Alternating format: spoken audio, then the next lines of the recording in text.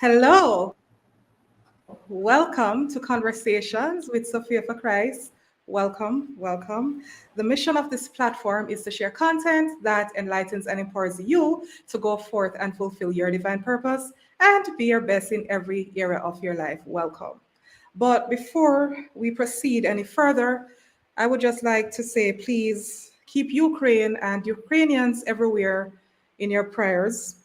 Pray for an effective response from the world leaders and their governments against the aggression that is being released upon this democratic country. God bless. Today, we will discuss an important topic: man and woman managing the gaps in relationships. Great, wonderful. So, we often emphasize how about, we should not be unequally yoked as a requirement for Christian marriages. But is that the only thing that we should be talking about, the only thing that we should consider? Are there other factors that we should be thinking about? So, we have an amazing panel that's here. I'm going to show them now. Well, Lady Cristal isn't on.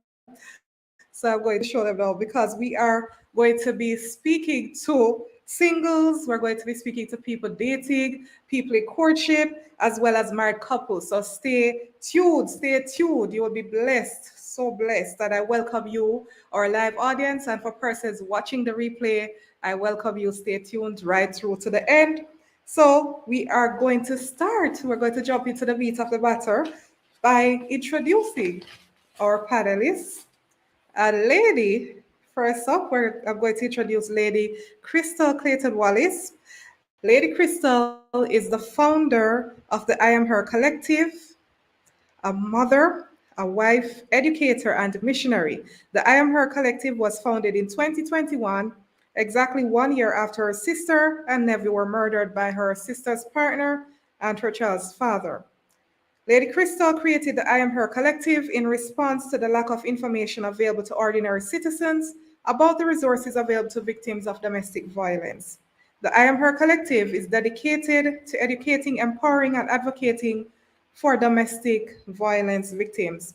Lady Cristal is passionate about issues of injustice and oppression.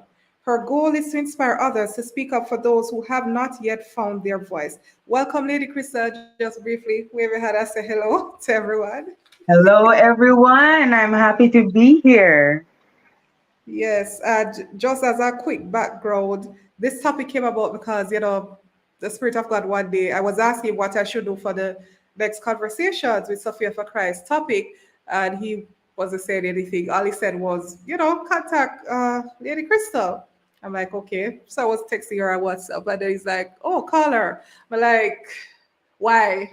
We already a talk. As an introvert, I'm like, we already a talk. Like, duh, I believe a caller. But it's a caller.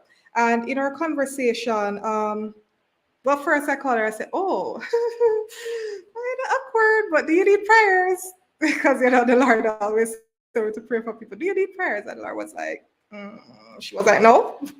But he knew why. This is because this was a topic that came about as a result of our discussion. Praise God. So, it's important for us to be led by the Spirit of God in all things. So now I'm going to introduce Lady Sanya Taffe-Stewart. Lady Sanya is a marriage and freelance to freedom coach and the founder of Becoming the Godly Millennial Wife and Sandy Online Biz. Lady Sanya is an international coach and speaker whose main goal is to educate and equip young Christian individuals to utilize their gifts and purpose to showcase their worth as kingdom ambassadors through the way they live their lives. She knows firsthand the overwhelm and frustrations of not earning enough and not being fulfilled in marriage. And so, for the last 2 years, she has taught individuals how to build financial freedom as freelancers and come alongside couples to grow purposefully in their careers and marriage. Welcome, Lady Sanya. Just say hello to everyone. Hello, hello. Thank you for having me. Wonderful. And we also have a power couple on our panel. So I'm going to introduce them in turn, beginning with the gentleman, Sir Stephen McLeod. So Sir Stephen is a writer, graphic designer, illustrator, web designer, and up until 2017, an educator. He has taught various subjects, including customer service, international tourism, and desktop publishing. He also taught art and craft and religious education at the high school level. He's a co-founder of Aftershock Studio and product publishing. Since 2012, he has published several books ranging from poetry to academics. And these books that he has published and co-authored with his wife, who I'll introduce shortly, include The Intercourse of Love, Mastering Religious Education, books 1, 2, and 3, International Tourism, just to name a few. Sir Stephen is a father of two teenage children, Jan L. and Jor L. McLeod, and he is married to his partner in crime and best friend, Lady Carol Ross-McLeod. Welcome, Sir Stephen. I just say hello to everyone. Yeah, just wave your hand. Hold on. Is everyone muted? No, you're not. Yeah, you guys are muted. All right, so I'm going to now I will introduce Lady Carol Ross-McLeod. She is the co-founder of Aftershock Studio and Product Publishing, which is a publishing house, print shop, and teacher resource center. She's also the co-author of several books, and we mentioned them before. We'll say it once more. The Intercourse of Love, Mastering Religious Education, books 1, 2, and 3, and International Tourism. That's just the a few that we'll mention. Lady Carol attended Arden High School, Shortwood Teachers College, and the University of the West Indies. She has a degree in international relations and political science, an advanced diploma in international tourism, and a teaching diploma in geography, history, and social studies. She's a certified city and guild trainer and internal verifier, a customer service presenter for City and Guilds and other institutions. She's also a motivational speaker and has been the presenter at several workshops and training programs. Lady Carol has been a public servant for over 25 years in the capacity of a classroom teacher and served at Tivoli Gardens High School and St. George's College. She taught international tourism, geography, social studies, religious education, customer service, health and family life education, and retail sales. Lady Carol served as head of the social studies department for over 15 years and a coordinator for the PBIS Positive Behavioral Intervention and Supports Program. Lady Carol is an ordained missionary and was the speech choir director, a Sunday school teacher, and singles ministry coordinator at the church we attend, Emmanuel. Lady Carol is married to the talented Sir Stephen, her partner in life and business. They have two children. I hope I'm pronouncing the names right because we know they're watching the parents. Jan L. and Jor L. McLeod. Lady Carol and Sir Stephen share a passion to minister to young people. Welcome, Sir Stephen. Welcome, Lady Carol. Just say hello to everyone. Hello. Hi, everyone. Hi, hello. I'm not teaching Sunday school anymore. That was a Well, I said that was a long I time one, I think. was. I There remember. was came before the speech choir director, Oh, Sunday school and singles okay. ministry coordinator. But you are an Okay, ordained okay, missionary. no problem. Just wanted to clarify. Yeah. Yes, sir. Okay. So we have Lady Cadia, as usual, ardent supporter of all things Sophia4Christ. Welcome, Lady Cadia, in the audience. Welcome.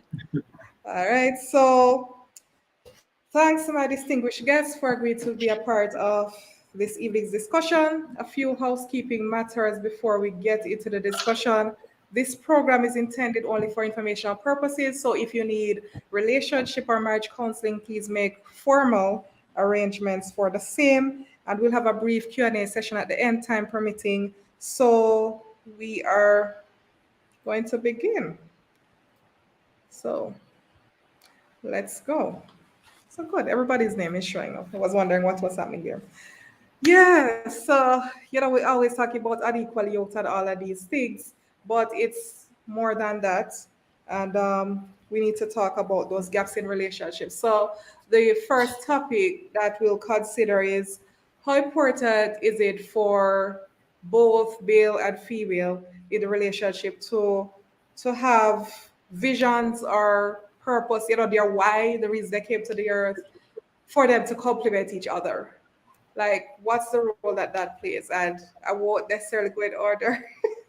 Just as you're led, who would like to go first? Like, why is it important for them in relationships have similar visions? All right, so I will go first. I don't know if anybody else wants to go. So I'll go first. I think it's important for both partners to be on one accord, right? What we need to understand is it's not just you coming into marriage and you're just married. There are things that will come from the marriage, right? You have to think about the finances. You're going to have to think about your spiritual life. You're going to have to think about all aspect of what marriage entails, right?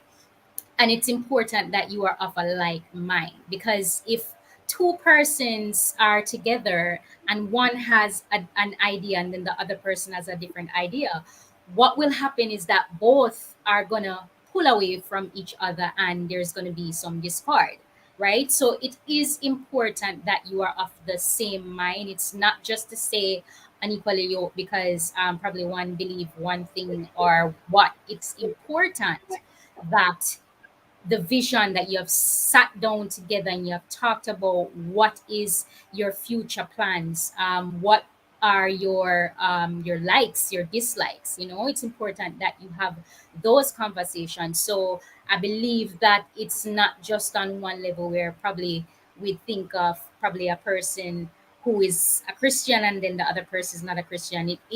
It has a whole variety of things that we don't really talk about, and it's important to have the conversation. So I think it's important that we sit down as couples, whether we are going into marriage or we're already married, that we're of the same mind and that we have the same vision so that we can fulfill that purpose. Thank you so much, Lady Sanya. So that's from the perspective. You see, that's the thing, what I brought the married people them. I told them, make sure, people like me is still there. Who's that right? So how would you share about it? And these are for our other guests. How would you bring that in, at least when it comes to persons who aren't married as yet? So I don't know if it's Lady Cristal or Sir Steve and Lady Carol who would like to chime in next. Okay, so I'm commenting on the first question. So, how important is it to have a combined or agreed vision for the marriage, or a purpose, or um, something that a complementary vision rather? So, the Bible tells us in Proverbs that without vision the people perish, Um, right? all right, So, if it is that, let's look at can the. you hear me? Oh, I feel like there was a feedback. I don't know. We can't hear you. Okay. All right. So we're told that without vision, the people perish. And for any marriage to be successful, there needs to be the coming together of two people with we're a here. similar What is aim. It don't have to be the same here? aim, but the aim must be similar, right? Or even if it is not similar, it must be complementary to each other's aim. So, for example, my husband likes helping people, and I also like helping people. So, I'm not saying that find somebody who like help people, but what I'm saying is this: there must be something, some goal at the end of the day that both of you want to accomplish. Whatever ways in which you choose to do that, it's fine. Now, there is a legacy that each marriage will create. If we think about building and leaving legacies for generations to come, we have to consider, what is it that us coming together, what are the things that we're going to shake in the demonic kingdom, what are the things that we're going to pull Amen. down even in our own generations. So there has to be some consideration as to what it is we will do as a couple, and how my desire to help people will complement my husband or my fiance's desire to help people as well. Okay, thank you so much, Lady Crystal. Sir Stephen and Lady Carol. I think you're frozen. What's happening? I think they're frozen. I'm not sure. Where we go?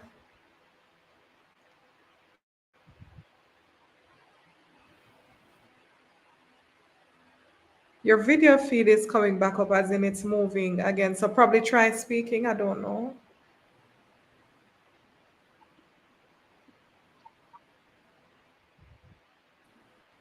No, we're not hearing though.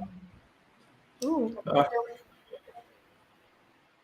Um, Can you hear me? no, Yes, we can hear you, sir. Steve. No, yeah. Unmute. Okay. Can you hear Can me you hear now? now?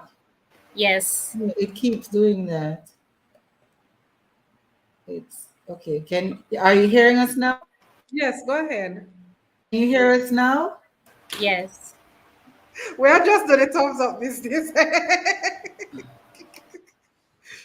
Are you hearing us? We're We're speaking. Yes, you're speaking, not but seeing and us. the Ooh, I think like their In the feed, name of their Jesus. video side. We can't hear Right. you. you're Okay, we hearing. just need to say in the But name look of like you're not Jesus seeing us. again, because I think I want to define the concept of unequal yoke. Now, when the Yes. Bible spoke of unequal yoke, you're not hearing again. Yeah, No, we're man, you're here. good. Go ahead. But we're just being You're quiet. hearing, right? We've just been Yes. quiet for you to go Can you Yes, to hear? we're translate well. hearing. Oh yes, I'm just wondering. All right, so when we talk about okay, awesome. Yoke, the first thing you have to consider is the look. Let's not look the look at the oxen when they're supposed to be working. Yoke equal. One taller You're breaking up though. than the Is anybody other. getting a breakup? Yeah, it's Kind If the of breaking. all yoke, if one choppy. of the yoke is taller than the other, it means to be the yoke not equal. And so that happens with marriage. You have to have the yoke at the scan. Are you hearing me now? Can you hear me better? Yeah, There's a no. little delay, so it's like pieces of words are being chopped off. Are Yeah. you hearing us now? Are you hearing us better? Yes. Yes. Yes, we're hearing you much better. Can you hear us better? Yeah. Okay, I was saying that yoke at the same place in order for you to be able to push just in the physical setting where the ox they have to have the yoke at the same place in order for them to plow the field and do everything. The same thing is true in marriages. If you're pulling in different direction, you're going to choke. You're not going to be able to cope. And so, just in the physical context alone, having similar achievements, having similar desires and similar goals is what you're going to need in just having a basic relationship in marriage. All right. Off the bat, let me just say that about different goals and unity of purpose. This thing where couples have different goals is something new. It's a recent paradigm. I really fully take out after World War because after World War during World War II, women had to go into factories. So the culture developed where women now leaving the home and moving away from an agrarian sort of background and now working in factories, industrial. It was no, the society was becoming very industrial. So you'll find men going off to get work, women going off to get work, right? And they had differing career goals, right? The male is trying to, make sure he secures his job, and as well as the female, and they're both out there separated for hours. Now, centuries, for all the centuries, thousands of years before that time, men and women worked together in the field because most they would work the field together. They would do the hard. Everything was a meal. In fact, it was communal. The entire community would come together and do the harvesting. So, and so what you find now is that things have gotten so Industrialized. know that females and males are literally competing even in the same, and it's creating conflicts because one partner is like, "What, I'm on third degree and you're first. I have a jobs and you've still you've only got one promotion." You find that sometimes it's not just the couple the issues. We are living in a society. If you're not careful, it creates that background for different career differences, and it creates that unequal yoking sometimes that you have to manage, right? Carefully manage. Yeah, you have to carefully manage because in some ways you are such thing as perfect yoking. There's going to be different, and when that's just happening, it's because you have not you didn't manage somehow to manage that difference, that difference in yoking, right? Your differences are or not. You did not manage to account for all the differences and compensate because you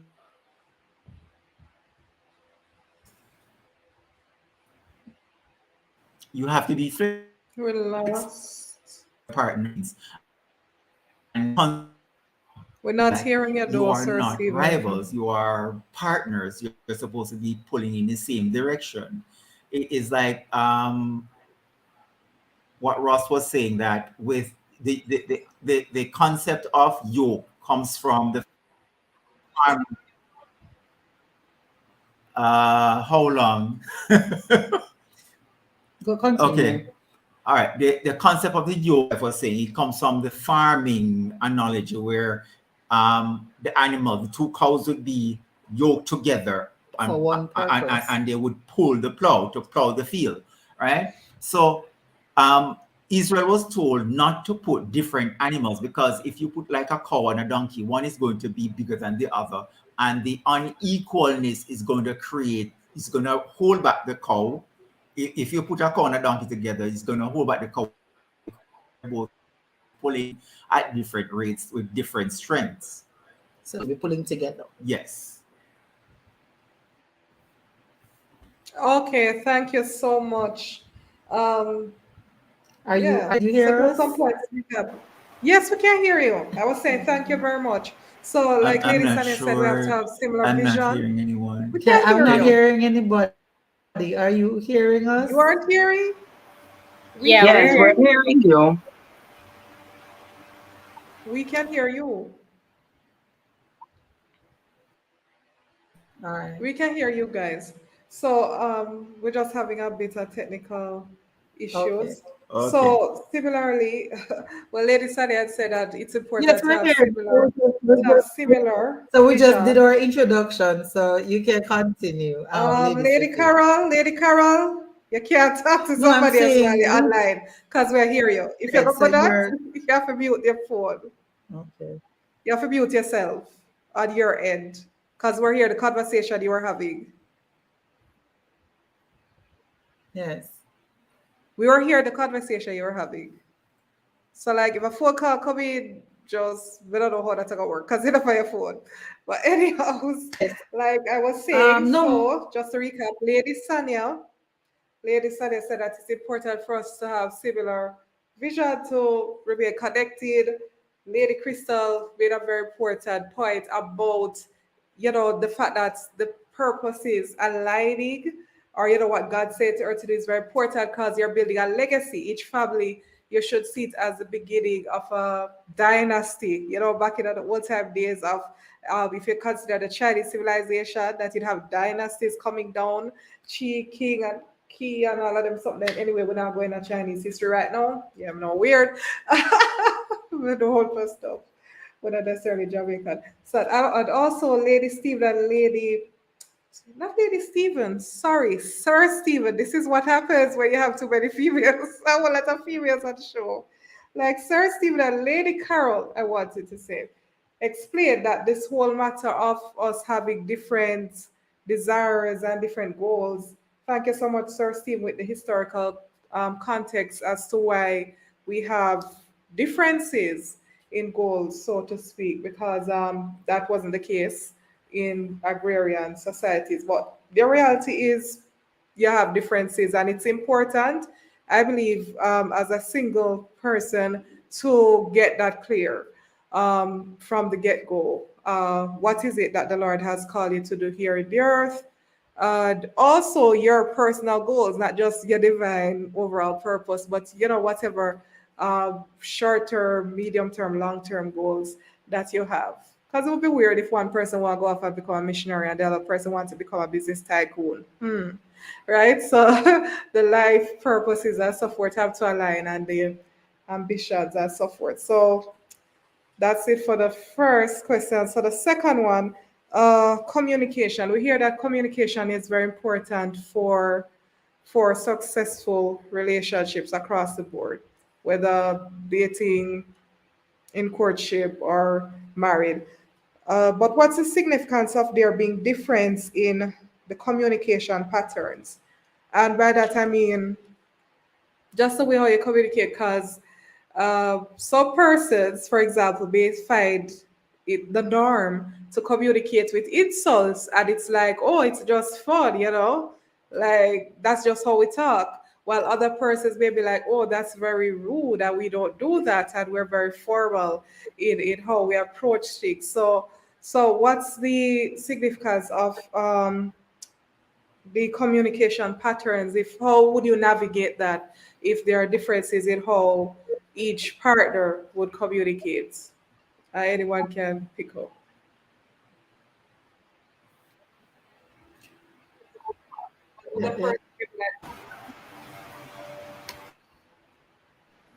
I think Lady Carol is coming. Lady Carol, you are speaking? Yes, she's.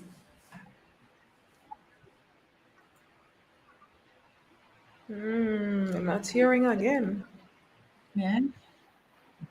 Oh, All right, so I'm going to look at it in a number of ways. One, there can be a problem if both are two alike, unlike forces. Yes, so I'm saying, yes, I am. Yes, I am. Yes. So I'm saying if both of you are alike, sometimes that can also. Can you hear? Yes, we're hearing you. Sure. It's breaking up, but All right. So we'll try to. can you hear now? Are you hearing me now? No, they're not hearing. You can't see us still? You can't Yes, see we us? are. We're hearing you. I think it's probably the delayed. Oh, on your awesome. end. Yeah, that's So the I'm thing them can't saying see. if both of, but you can hear. All right. So one of my friends, because yes.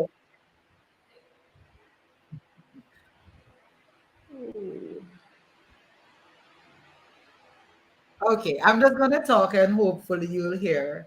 So a friend of mine who is a doctor, she said she does not possible problem with that because always going to be worse. They're always going to be doing the same thing, and they feel that the children will be left unattended. So for her, the similarity in terms of their profession posed a problem, but she knows about that early, and so when she's dating, she simply talk to her Lady partners, Carol, whoever it is, Lady Carol, one about sec. how they're going. So Lady I say Carol, that to say this: she's not hearing. I think communication she's still is on key one. because both Okay. of you have to know yourself. Yes, No, man, I thought you were talking about one I'm because you here. were I'm talking listening. about the I'm listening. doctor. I'm listening. You are referring to the No, doctor I'm and all of that. listening. I thought you were still referring to the first question, but you said you're just using it as an example to say it's important to communicate. It's okay. Yes, Sorry. I'm looking. No, man, I'm looking at community. Mm-hmm. No, I'm saying no. Right. So I was saying it's important for her to have communicated that with her partner because had she gotten a relationship then there would be a problem because she believes that one of the parents should be available with the children. And it's important that one, you know yourself, you know what it is that you want, you know what it is that purpose, and then you communicate that to your partner, or else you're going.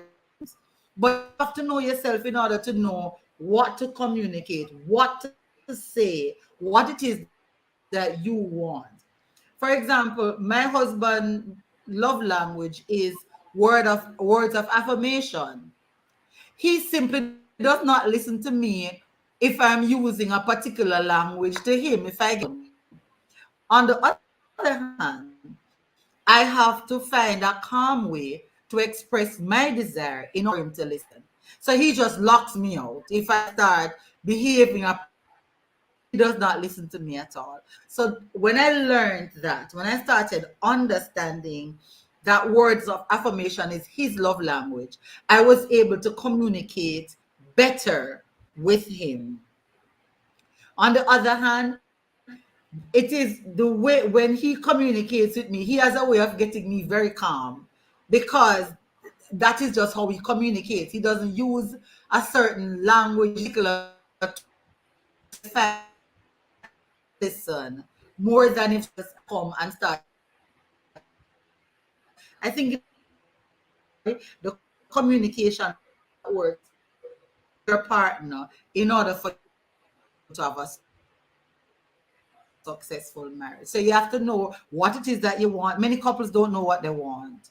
And so they change today, they change tomorrow. So there is no consistency in what is required. Tell me exactly what do you want from me so I can go and get it. You can't flip flop. Today you want this and tomorrow is something else you want.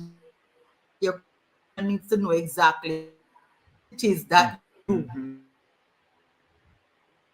want. And so the change today, the change tomorrow is up to you. You cannot flip flop. You need to say, these are my standards and this is what I want. All right. No, I talked a while ago because let me give you a little clue about how men notice that when men together, even as children, we usually do it for the purpose. We always saying, what are we going to play today? Are we this game or that game or whatever? For our activity is there are rules, right? And there are points based on how well you follow the rules. So everybody in the game, we have this culture where like, okay, we're going to play this game and these are the points that we're going to get, obey the rules. And everybody, the rules are usually either known or now that is how men are. We need rules. What are right? If you see a bunch of men arguing while they're in a domino game, cricket game, anything at all, it's always because somehow during the game, somebody went and changed a rule and caused whatever effort that was made during the game to go in vain. Now, as a female, know this. Men are in a relationship and it's the same thing. It's like a game, but not in the game, not in the sense of triviality, just in the way how we run it in our heads. There are supposed to be rules and there are supposed to be score points, right? So if you say today, baby, I just need you to talk to me and you're not talking to me and you need to communicate to me, and then tomorrow we're pouring out our heart and whatever, and I say, you're so sensitive. You talk too much. You are going to get hell. We're done. If you flip flop on, you're gonna have. Because once you realize that the rules are either unfair or keep changing, we're just gonna check out. Go on a cricket field and see if any of the rules keep on changing. Guys, just drop the bat and walk off the field, right? So when you're at home, right, and if you prefer the toilet seat to be down, just let it be known. Don't go in and quarrel and say. And before. Yes. Let it be known before. Let it be known before, right? So even if it's a case where you need to say, all right, baby, let's have a family meeting, and you're a list of things covering me, right? And you put out a list. if it helps, because we don't learn this. If you tell us terribly, we are going to forget. We're going to forget. 9. We're going to forget 9. Yes. Right? Sure. So sometimes it might seem inconvenient and like, but this man's a big man. You're supposed to can't tell him 10 things and remember. No, throw that out the window. And this is something that we already came into the marriage practicing. If it's something new, if you can write it down and give us that list, like a grocery list, and say, baby, these are the things that are bothering me, and fix it. Oh, God. Oh, so this is a cheat code to make her happy. And he gets on it. He's going to, all right, toilet seat down, toothpaste tube, press from the bottom of the tube. All right, done. The bathroom clean once a week, assist with that. Once he has that grocery list, you're usually good. Or at least he needs to tell her the ones he's not going to do. Yeah. That's where the problem comes in. He's not necessarily going to always tell her the ones that he's not going to do. He just doesn't do it. And that's where you get conflict. But so if you're in a position to say, I am not doing the toilet, okay, fine. You have to say, but that's where the problem comes in. Hold on. Sometimes the reason why he doesn't say, because he knows it's going to create conflict. But it's going to create conflict either way. No, but say it. All right. My wife did something really smart. I don't know. She's way more emotionally intelligent than me. I see rule book. You know, like when you're in school and you copy out of somebody's book. Yeah, that's pretty much how I do to improve of her book. So what she said to me one time was this: Stephen, if there's something that you need to tell me, it's a safe time to say. I'm not gonna judge. I'm not gonna just, if there's something that's bothering you, just come to me and say it, right? And she created that safe space for me to just say, come and just say something to her.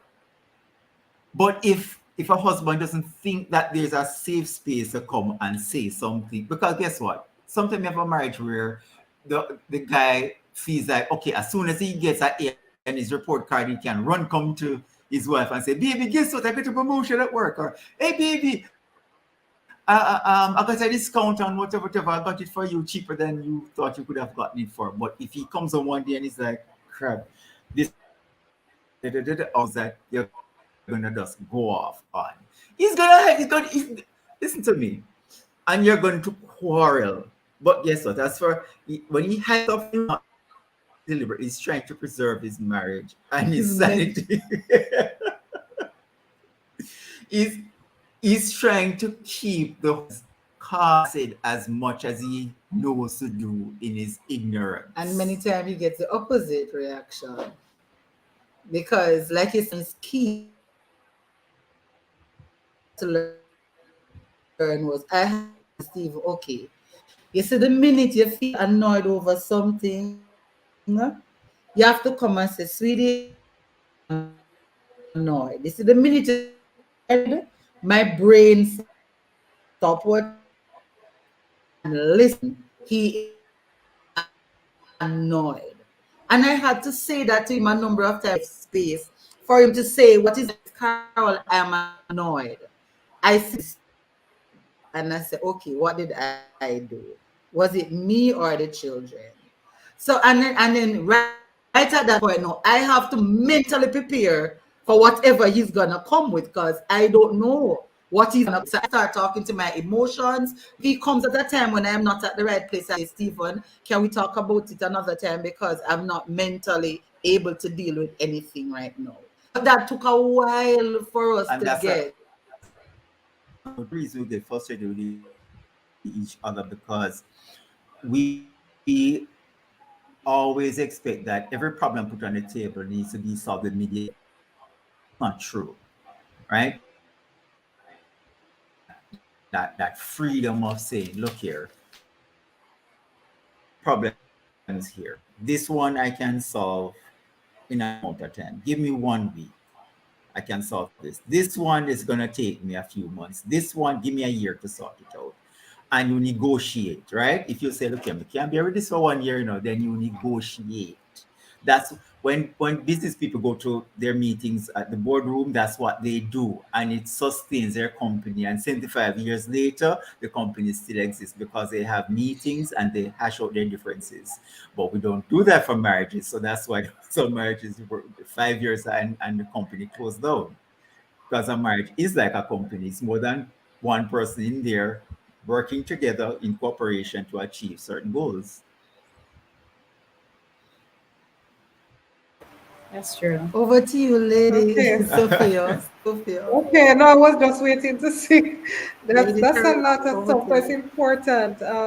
Lady Carol said, know yourselves and what you need, no flip flopping. That's so true. I think that has to be the case where you know yourself and your requirements even before you get into marriage as a single, while you're dating, while in courtship. You need to be clear on that, so that you can communicate well. And the insights from Sir Steve about men being rules oriented, and they'll check out if you change the rules or you keep changing the rules.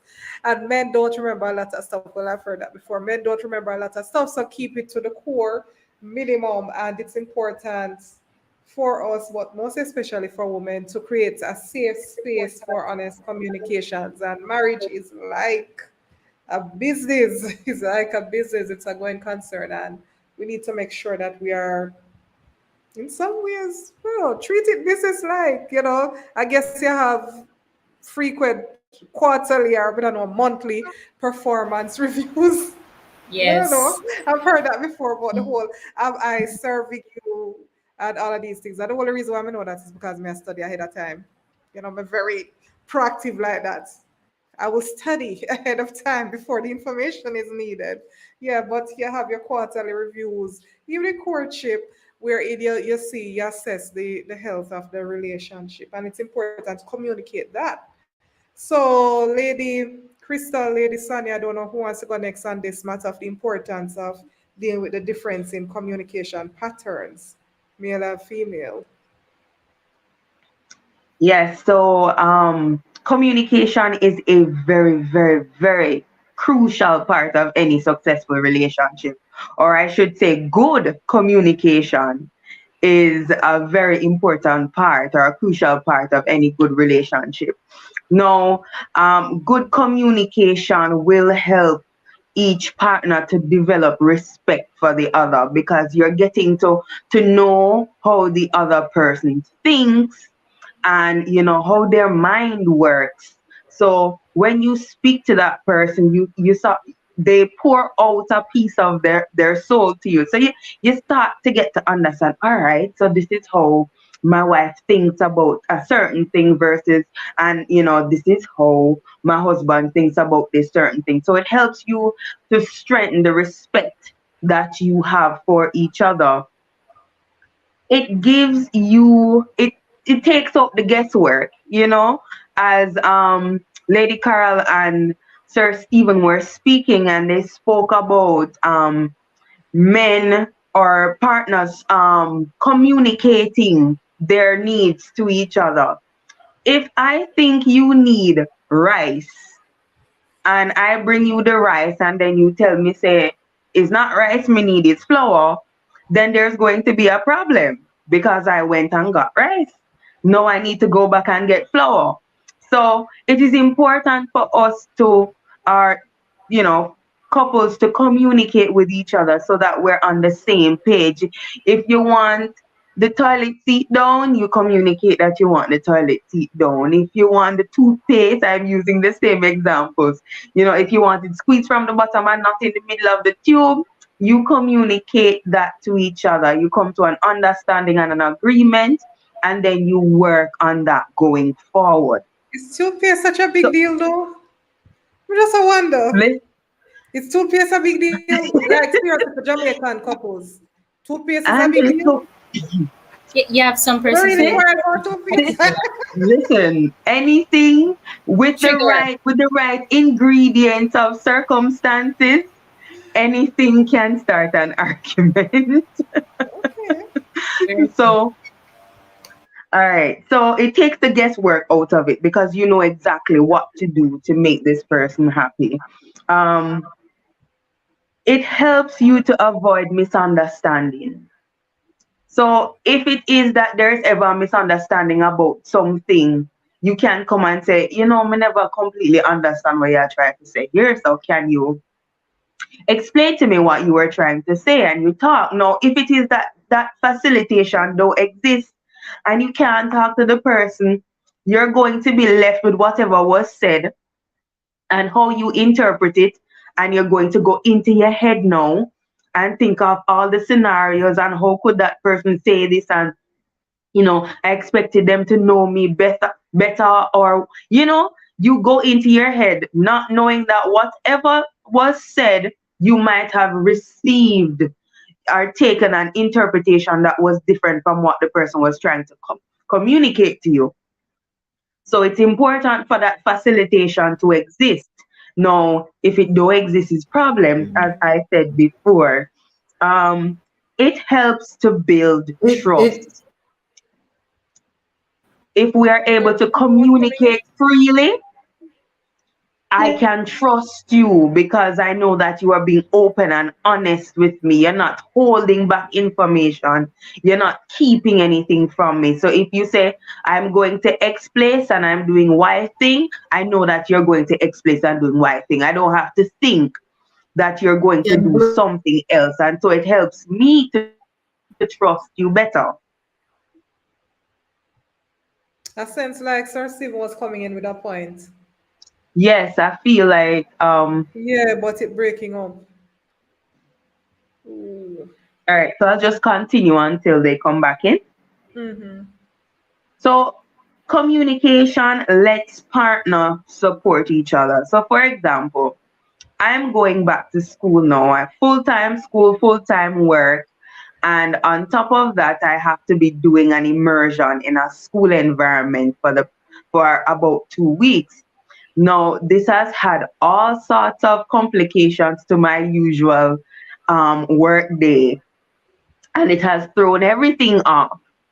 And if I didn't have the ability to communicate to my husband and to say, I'm going to start coming in late because I have to do this and this and this and this and this, and I just will not have the usual amount of time that I would have to spend with the family, to play with the kids, and so on and so forth. And if that facilitation don't exist, if I can't go to him and say, this is where I need you to come in because I feel like I'm going to fall short in this area, right? And that's what having good and healthy communication does.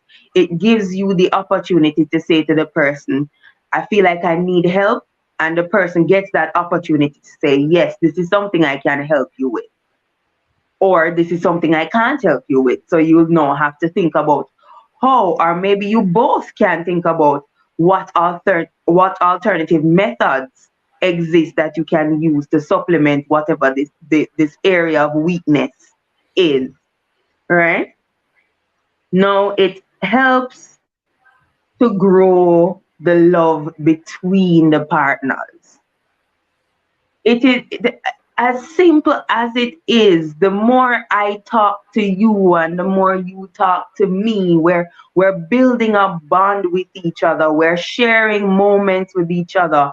I'm sharing a little part of me every time I talk to you. You're sharing a little part of you every time.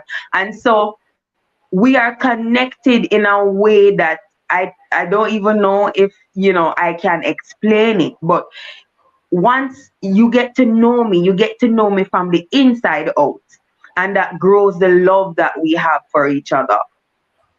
Right? So communication does that. The final thing that I'm going to say is that it improves your mood. Everyone wants to feel accepted. Everyone wants to feel loved. Everyone wants to feel heard. And everyone wants to feel appreciated. Now, through communication, couples can do that. When I'm able to talk with my partner and I feel like they understand me and they get me and they get where I'm coming from, it it does something to my mood. I don't have to feel down anymore because I know that there's at least one person that understands and gets where I'm at and where I'm coming from. You understand? And so communication, this is why communication is the key. Because without good communication in a relationship, there are so many things that would be left languishing. And you leave to the person feeling, I'm not appreciated, I'm not loved, and I feel like nobody cares about me. And even though I'm in this relationship with this person, I'm lonely. Only if the communication is repaired in a relationship, then those feelings that that person might be experiencing, that's the only time it will diminish. And then that person's mood and optimism about the relationship will increase. Okay, thank you so much, Lady Crystal. Yes, it's important that we're okay with being vulnerable. Sometimes I guess for men, you want to be very hard, but it's okay to be vulnerable, and communication allows that. We have to be clear to our requirements to avoid misunderstanding, clear communication to get support, and she gave us a very good example of that with her case. And good communication grows the love, and it's a mood booster. Thank you so much, Lady Crystal. I don't know, I heard Sir Stephen was trying to come in with something. I don't know if you'd like to, if he still remembers what it is he was going to mention before we have Lady Sanya weighing in. Sir Stephen, you had something to say on in response to, because we heard like you were trying to come in when Lady Crystal was saying something. We're not sure.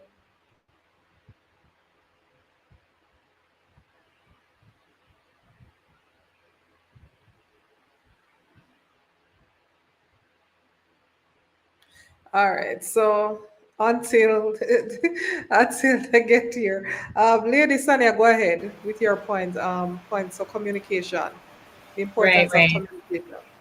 Yes, I agree with everybody because it's important to know that if you can't talk, if you can't be open with your partner, then you're in trouble, right? Communication builds, of course, a bond. And it's important to understand that in marriage, if you can communicate that this is what you're supposed to do, or that this is what I want to do, then what that leaves, of course, is a gap, right? And we must understand that communication is an agreement, right? If I'm able to communicate with you, then I understand what you're trying to say to me. You understand what I'm trying to say to you, right? And relationship also helps us to basically build our business called marriage, right?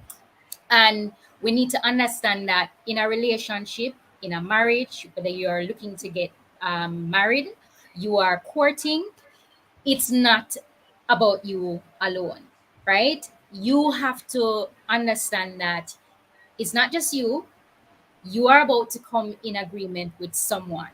So it's important for me to listen to what you're saying, not just to hear you talk and say, yeah, I hear what you're saying. Understand, really listen to what the person is trying to say so that whatever it is that they are trying to get at, you understand it so that you can help them along the process, right? So I believe communication must be clear on both sides. Communication must be open, it must be done regularly, and of course it is an agreement between both parties. Indeed.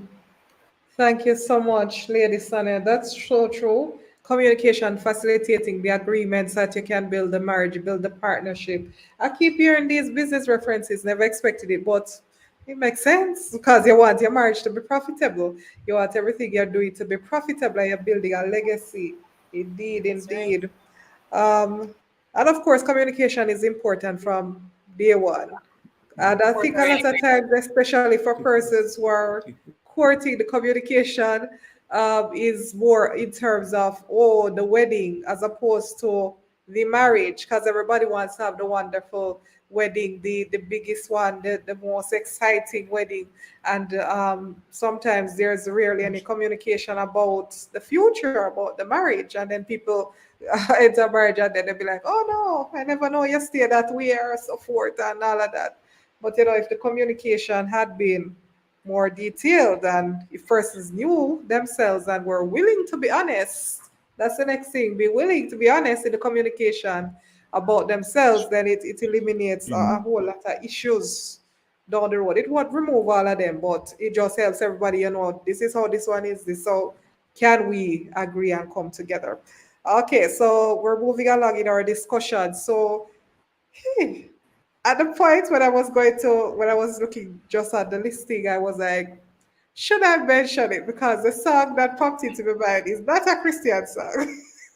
But we're not gonna sing the song. But basically, the angel, she said that she's a downtown girl living an uptown life.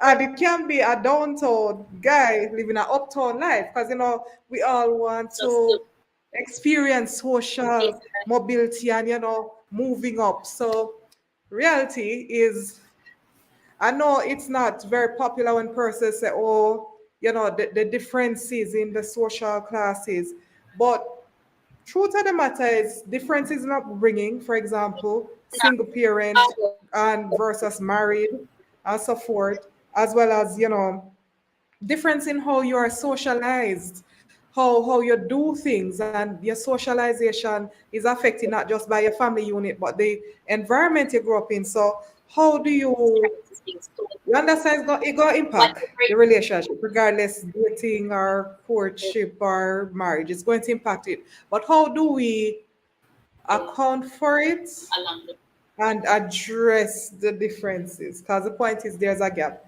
Even though you say, oh no, everybody must accept my love and so forth. There is a gap. How you navigate that?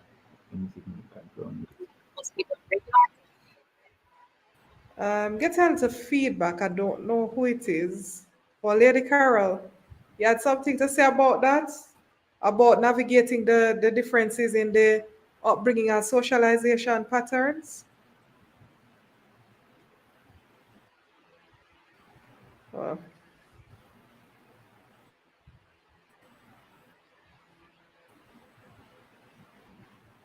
one sec. I think she's speaking, but it's just not coming through to us yet. That's why I'm have to wait a bit for it to catch up.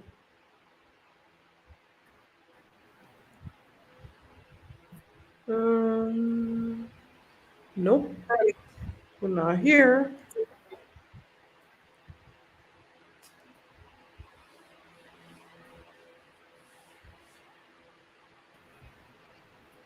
Can't hear you, Lady Carol. Oh no, we lost them. All right then. While I work in the back end to see how that happens, Lady Cristal or Lady Samuel, the whole Is it different. okay if I go first? Yeah, man, you can go ahead, Lady All Cristal. right. So, when we think about socialization, we think about how we are raised, um, and what norms and mores that went into our upbringing. But we often don't think about how we were loved, and that can also impact how we love our partner in our relationship. So, in doing, I think, some research after I'd gotten married, and my husband and I were socialized different. And though for the most part I grew up in a single parent family, he grew up in a two-parent household, where he saw his mother doing everything. Um, I also saw my mother doing everything, but everybody else were pulling weight and pitching in, even us children, you know. And so there were things that were differences that we had when we just came together. And I started doing some research about, you know, learning more about how I loved when I was how I was loved and how I am now loving. So when I serve you and I do things for you and I take care of everything that concerns you, this is me pouring out my love for you. But if he doesn't receive love in that way, you know, it's completely, it's as if I'm pouring out my everything, but there's no vessel there to receive it because he doesn't understand that this is love being poured out. And Right. so understanding the five love languages was important for us to come to, and also understanding the different attachment styles, which is similar to, when I talk about how we love now, or how we were loved by our parents. Now, as I did some more research for this talk, I wanted to find out what the actual attachment styles were. And so a number of people have, or you would have, one attachment style is the person who is the avoider. Now, the person who is the avoider probably had parents when they were growing up that didn't have a lot of time with them, didn't allow for them to, you know, express their emotions. It was always a matter of suppressing and holding things in. And because if you cry, boys don't cry, and you need to stop the noise, and you get nothing for ball about, or if you complain, everything you complain, and you were not giving the opportunity to freely express how you felt. And so you had to learn to take care of your own self, to be self-reliant and resilient in that way. And you had to learn to be independent. You could not depend on your parents for affection. So we have people now, and these persons, they love being by themselves. And they love, they are at peace. And I'm not talking about the introverts, no. Leave the introverts alone. But what I'm talking about is this person, this is how they express love. If I leave you alone and give you enough time to do other things you need to do, and then you will come to me when you need me, because that is what was displayed to them as love. Understand? And then you have the person who is the pleaser. This person grew up in a high stress environment, and for them to get along with their family members, they had to comply with everything. And so they could not object. And so you find them now in relationships, and it is as if they have no desire to assert themselves. Yes, dear. Okay. And even if the thing is an inconvenience, they're telling you yes, because they want to do everything to ensure that there's no problem at all, and that you're not offended with them, and that they, because they want to avoid conflict as much as possible. And we have also the person who is the vacillator. Yes, the vacillator. The vacillator is the person who was frequently disappointed in their childhood. They carry a lot of cynicism, and about relationships, because I've been disappointed before, and I will be disappointed again.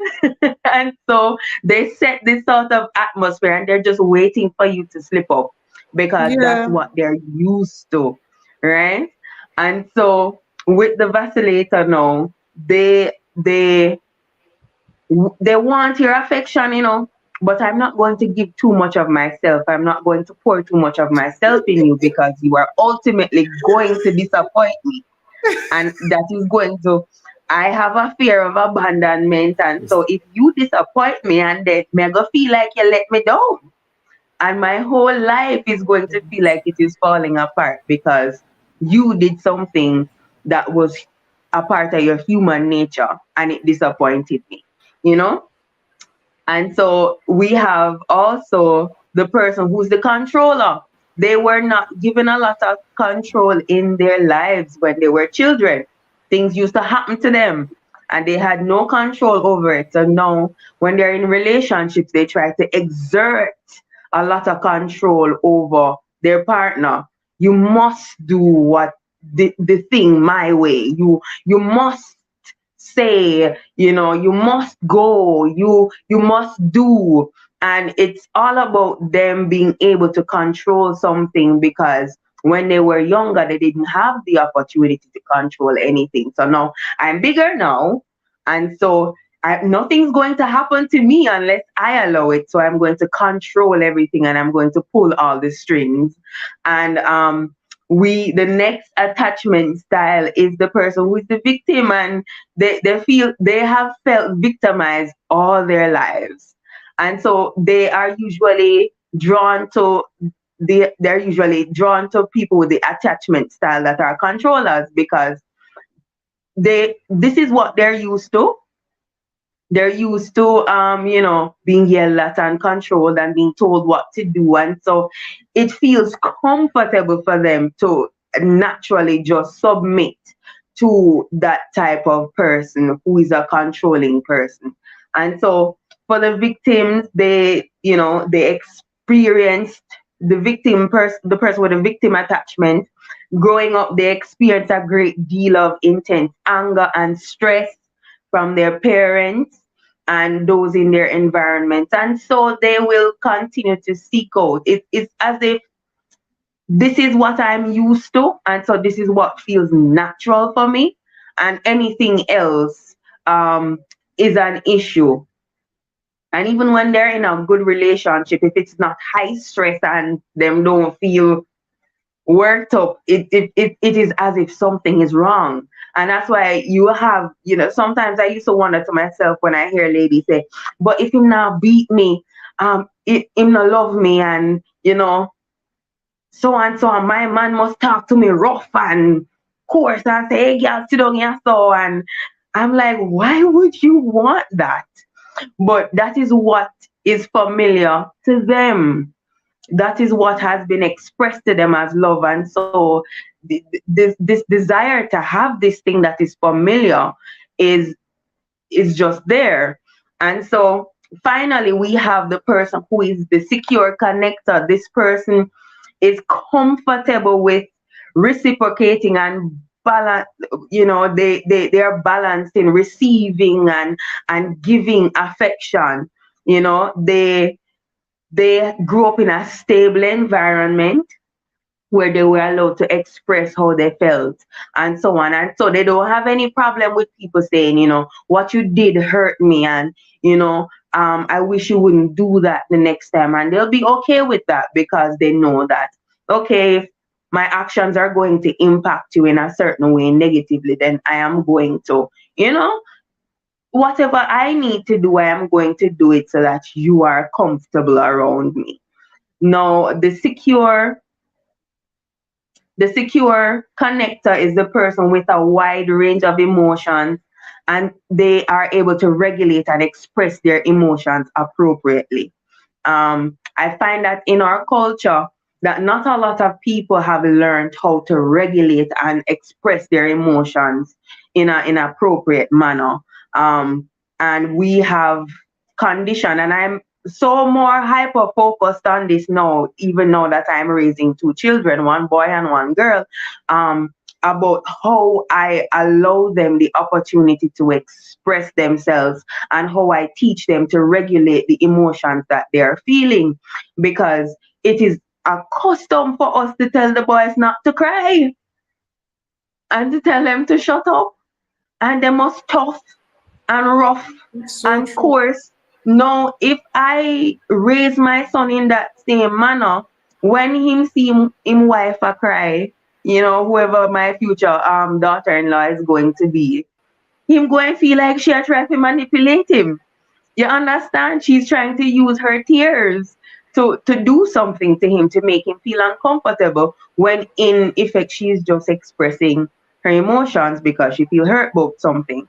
And so I am learning as I go along, and boy, parenting has done so much for me. It has opened up my eyes to a lot of things, and my daughter cries and whimpers a lot about almost everything, and I have to say to her, I understand that your feelings are hurt, but is there something you want to talk to me about how you feel?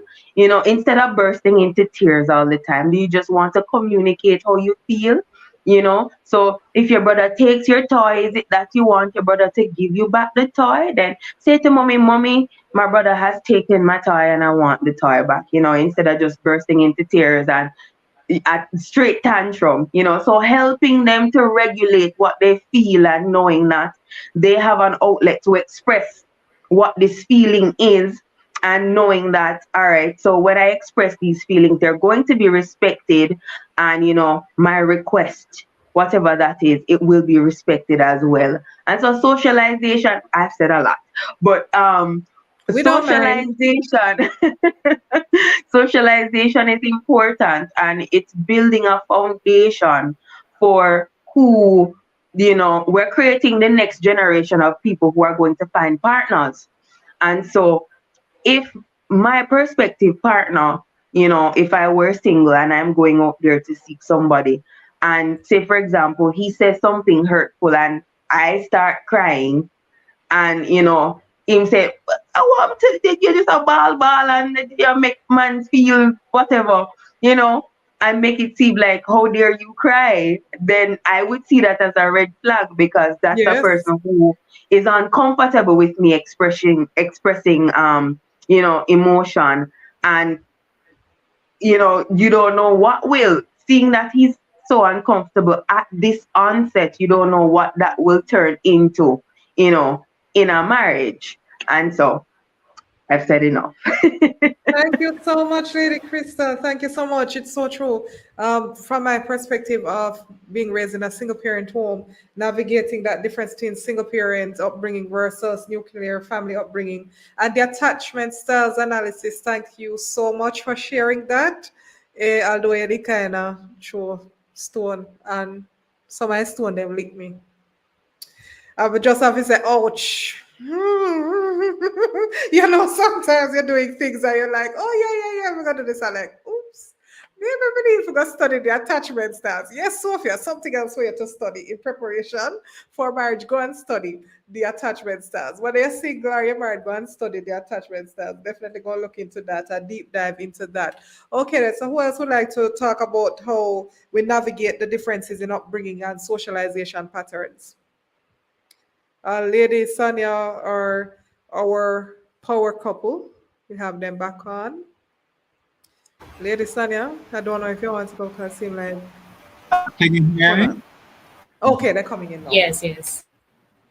Are you hearing? Yes, we can hear you. Okay. Okay. Yeah, sorry about that. We got kicked off for a second. The internet fluctuated. All right. In terms of wow, now, I'm a firm believer that most of what you have your core. You ever see when you buy a PC, the programs that it comes with, right? The programs that you get on your computer when it just comes out of the box are the ones that are usually firmware. So anything else that you're gonna add on top of it, anything you're gonna install afterwards, has to work in conjunction and cooperation with whatever the firmware is. Now, a child's firmware begins from the moment you come out the womb, maybe slightly before, you know, and between that time before they reach 10, right, in like a region there, a lot of the subconscious programs are being installed, right? And most of the installation is based on their environment, the communication that they get, the people that they around, right? Because these are the people, the family and the friends of the family and extended family. These are the persons that they grow up seeing and they're learning, say, okay, oh, so this is what you need to do if you want mommy to love you. This is what you need to do to make. So children in those formative years learn survival skills, right? Now, if they are in a toxic environment, to adapt their personality and their behavior to best survive in that situation. So if your environment says every time you fail, you're going to be sanctioned with violence, you're going to suffer or humiliation or both, then they might develop like becoming a pathological liar. They will find a way out to say, okay, all right, if I defer blame, if I bend the truth, if I make sure that I avoid, whatever it takes for me to avoid or being spanked, they're gonna learn that. And when they tell the lie, worse if the lie is believed and like, oh, harsh, sorry, baby, many things that you did, whatever. Then the child be like, wow, okay, that worked. All right, I'm gonna file that away, and for future reference, when I get trouble, like we're gonna use that method, right? And they probably practice that until they become really good at it, to the point where the truth becomes indistinguishable from the lie. So you can be married to a man and he's telling you the truth. It sounds ridiculous and crazy. How can somebody not know that they're telling you a lie? No, as far as it's concerned, he's not telling you a lie. He's basically creating a narrative that will forego or avoid, for them to avoid a conflict situation. Because every time now in that marriage, he was constantly being and verbally abused for making mistakes. In the marriage, whenever when an issue that comes up that he knows will trigger that situation, back his memory, subconscious. His subconscious is like, we are going to you remember that thing that happened when you were 7, and you remember how it made us feel. We're not going back to that place. Whatever it takes. Like, forget the good book.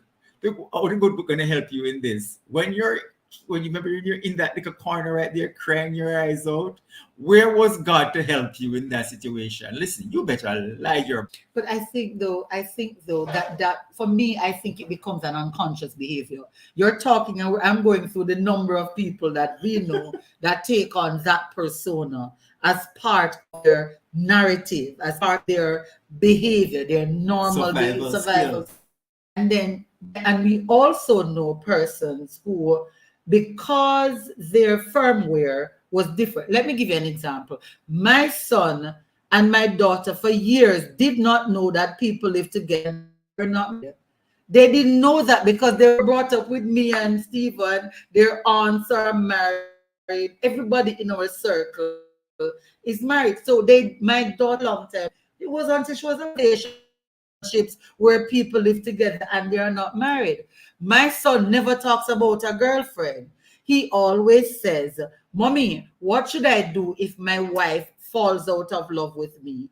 Mommy, what are the things I need to do when my wife needs a gift? What are the appropriate gifts to give my wife? We're talking from Jorel's 4-year-old about his wife.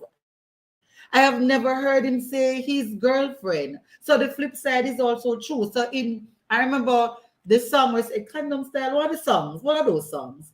And Janelle saw the gyrating, one of the girls was gyrating, and my daughter came to me and she said, Mommy, is she married to him? I said, you need to call them and tell her, say, that behavior is inappropriate if it's not her husband. So I'm saying that kind of brainwashing. Culture. That's just culture. Amen. And so, like I said, a lot of times, in order for you to understand the man that you're with, in order for you to understand, Steven's love language is giving gifts. Many were giving gifts for years. It was not his love language. You understand? It just wasn't. And so it took a while. And I keep saying, but you when you're married, you see me give these bully gifts. You give gifts. What goes on in your nose? Say, give me.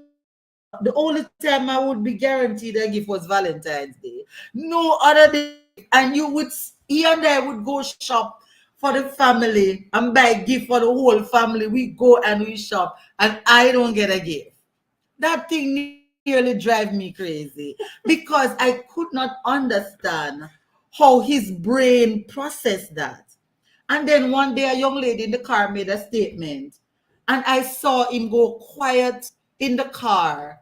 And I knew that was the day he realized. And this is me fighting with him all the time over the same foolishness. And the young lady was angry. And she said, brother Stephen, brother Stephen. And that was when Stephen realized, I'm doing the same thing. And something clicked. And I'm saying, what takes place in marriage?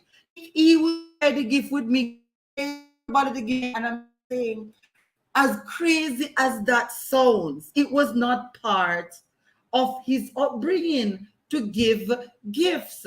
You understand me? Let me tell you something. Your spouse or potential spouse's culture, whatever culture they came from, supersedes everything else. I'm telling you, culture, when it comes to behavior patterns, culture is so powerful, it supersedes even religion. Culture is more powerful than religion, right? Let me give you a quick simple example. There are men who think it's appropriate to be sexually achieved.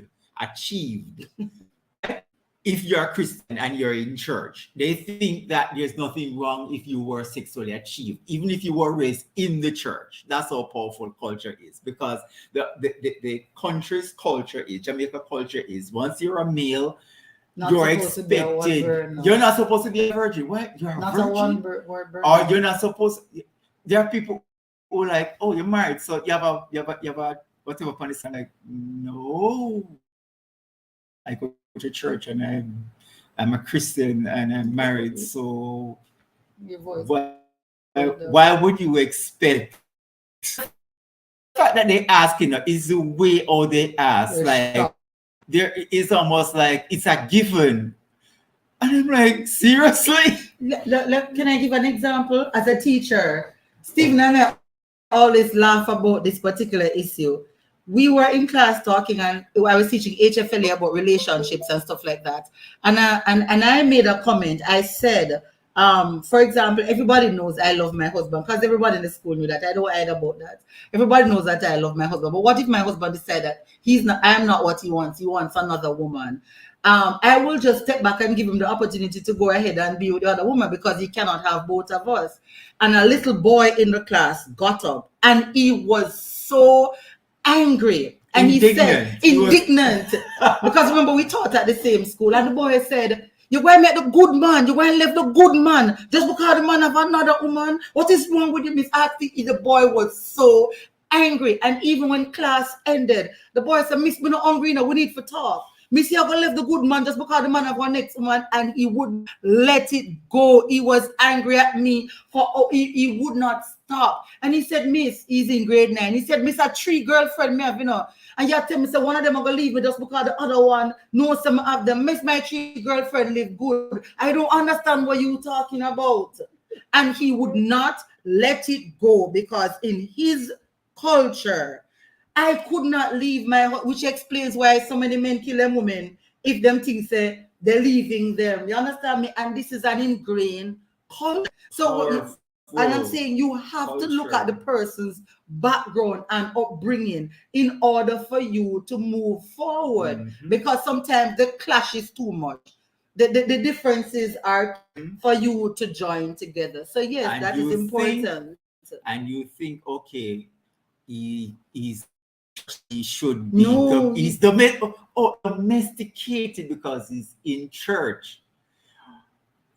I don't say no, but I tell you this much, that culture, even though religion is shaving it down and the blood of Jesus and the Holy Spirit is reforming and transforming the mind, but try know that some of that culture is still in there. I don't think it has been removed. Right? So if the person came from a particular culture and that culture is counter to you, it's counter to marriage and relationships, you're gonna have problems.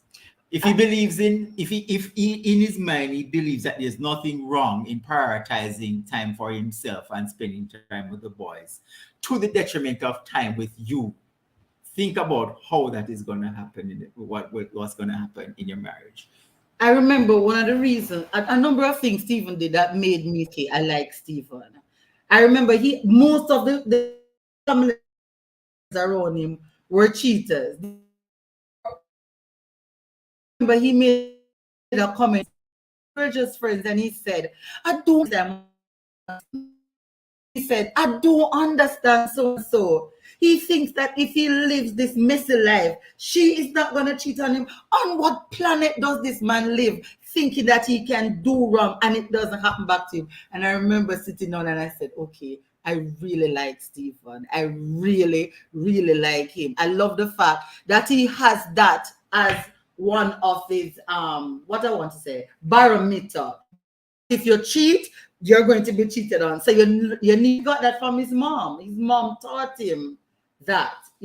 Again, imagine you are with somebody who don't have that barometer and you have that as your barometer. You're going to be in problem. So background is very, very important. Very important. Socialization. That's so true. And I think what is important. Lady Sanya. I think what is important, whether it's upbringing, whether it is your culture, religion, communication, must be at the forefront. Whether you're dating, whether you're in marriage, whether you have been married for a year, you've been married for 10 years, 20 years, communication must be had, right? Because over time, you're going to change, right? That's the reality. And when you're coming into a relationship or you're looking forward to that partnership, it's important to understand that this is how this person is, this is how I am. So if I don't have that communication there, then we're both going to be in trouble, not just for the present, but for the future. Right? So that's important. Just to add to what Sir Stephen and Lady Carol and Sonia have said, I remember, just giving you an example, I remember in my upbringing, like promises. If you make a promise, you must come through on that promise. I live to that even today. So even if people ask me to do things and I know I'm not going to get to do it, I tell you, no, I can't do it, because if I give you my word, it means I'm bound to my word. No, my husband is completely different. He is completely different. He will promise, even when he know he's not going to get the opportunity to do it. And I'm like, every time he does it, like somebody call him and say, brother so and so, can you do XYZ for me? And he'll say, yes, yeah, man, I can do it, and I can do it within the time that you stipulate. And I'm like, but babe, remember you have this, and that, and that, and that for though. So you're not going to get to carry through on this time. No, man, then we'll understand when we finally give it to them. And I'm like, how? How? And so, that's something I've had to understand, that this is his culture. It's not that him not going to do it, you're not going to get it the time you expect to get it, but him going to do it eventually. And I am completely different. If you say you want it tomorrow, and I know I can't do it tomorrow, I'm going to tell you it's not going to happen for tomorrow. You think you want it next week or the week after that. And just a simple example, something like that can cause problems.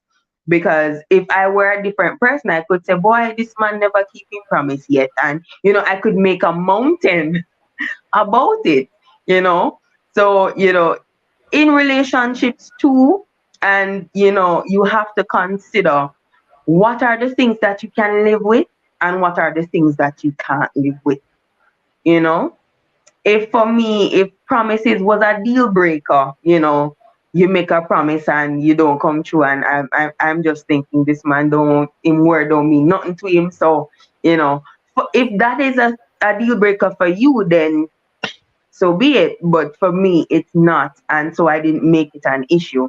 I know that eventually he'll work up to it. Okay. But even if he does not, I'm okay with that. So true. Sir Steve, thank you so much with that computer analogy, with the whole firmware being installed and just understanding the socialization, how it shapes our personalities and our behaviors, and also being careful with how we discipline children because we can actually create pathologies.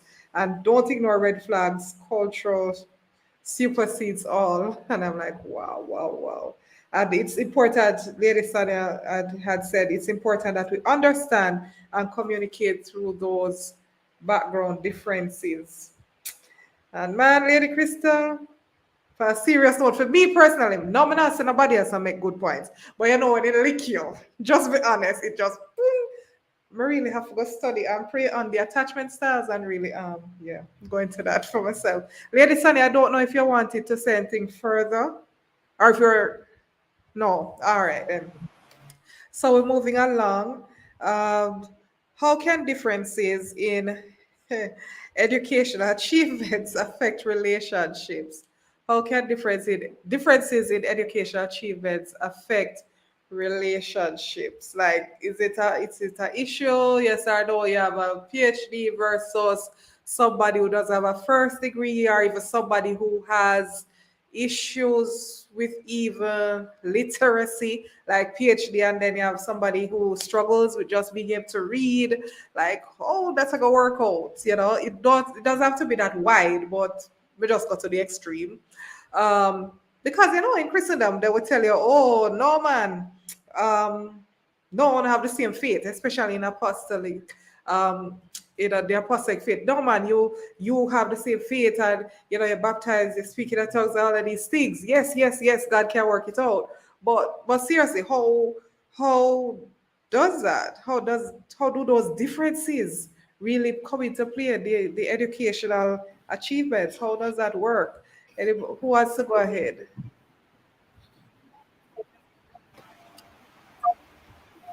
I don't I know. I think remember for years, I was, remember, I got 13.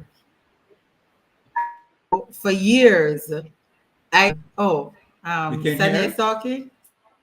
go ahead, go No, ahead, you're Sanya, you good. talking? Lady go Sanya, You're ahead. you good. Whenever talking? we hear something like we're watching your microphone, so if that's Okay. open, we kind of be like we I step was back. brought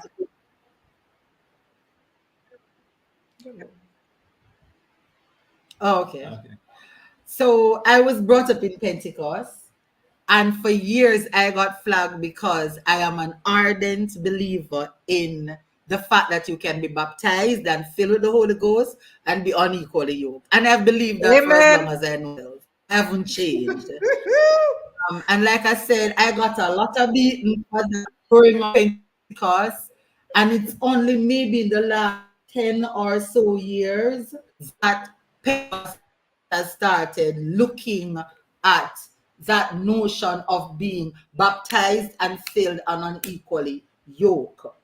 If you and I don't share the same belief, except the basic belief in the doctrine, we're unequally yoked. We're unequally yoked. In the case of Steve not if he can marry to somebody with a PhD and it don't matter because it's not a big deal for him. He can address any topic you bring up. He's comfortable, and if he doesn't know, he goes and research. Likes the whole notion of an empowered woman that turns him on. An empowered woman. He likes Wonder Woman, sorry, and all the women who have that strength. It works for him. Pretty and strong. Pretty and strong. As a matter of fact, one of the things that I remember him saying when he met me was he heard me arguing with my Sunday school teacher, and my Sunday school teacher and I would go at it, and Stephen, pretty and smart. So that word, but for the average Pentecost, I am a nightmare. You Wow. understand me? I have my own opinion. I have my own thought process. You dare not So have for your own the average opinion. Pentecostal, I remember I remember when we were having the shower, and they took Stephen aside. I could hear the men asking him, "How you get her? What did he said?" I speak to her like a normal person, whatever, because in their minds, I am I have too much opinion. I think too much. I remember one time my Sunday school teacher said, yes, the college graduates, yeah, they're ready to take me on. And I'm like, no, the human being, the person is taking you on. I'm disagreeing with you, and it's okay. Yes, man, and I remember he went as far, what do you call me? Something in the body. I can't say the body of Christ. And I said, and you're a chauvinist. We fought constantly. He is of one that should be submissive, and that educational background, the man should have a superior educational background and not necessarily the lady. And that was just a frightening thing for me. And so if your partner is not affected by your educational background, because many partners are not, like I said, many partners don't care if you have a PhD. They can equal you in any conversation. That's the case. That's fine. For me, that was Stephen. Stephen was always so he could equal me in any conversation. And anything he doesn't know, he said, talk about that again. I want to learn. I want to learn. He doesn't get nervous about that.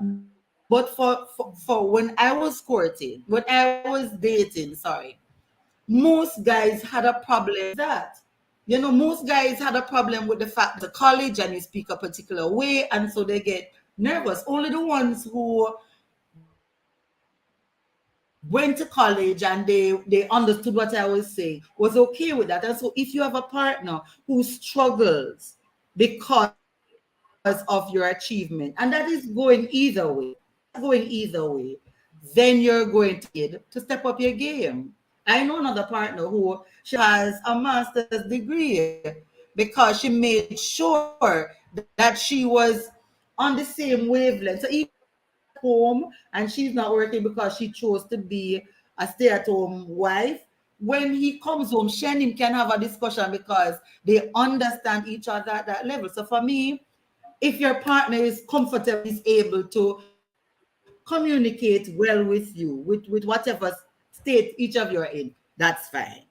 But if the issue occurs where she's uncomfortable where you're at, you need to step up your game, or you need to rethink whether or not this is the partner for you before you get married. So that's so true. Yes, Laker, I do because believe I know education Sir Stephen coming in. can be. No, I was just saying that it's Yeah, important. The I point didn't that you want it to made. be. All right, Okay. Go ahead. All right, so I'm gonna let you guys go because of the lag. I just gonna let you go through as well. No, Sir you Stephen, can go ahead. talk. No, because I was saying, like what you said, Okay. it's All important right. to be able to communicate at the Just same add level.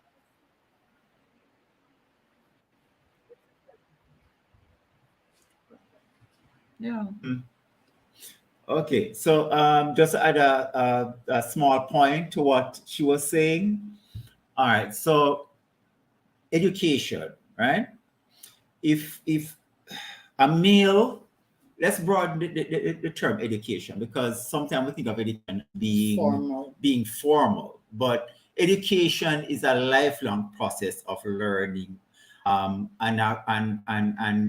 it can be in the form of getting knowledge, developing your ability to become a problem solver, right?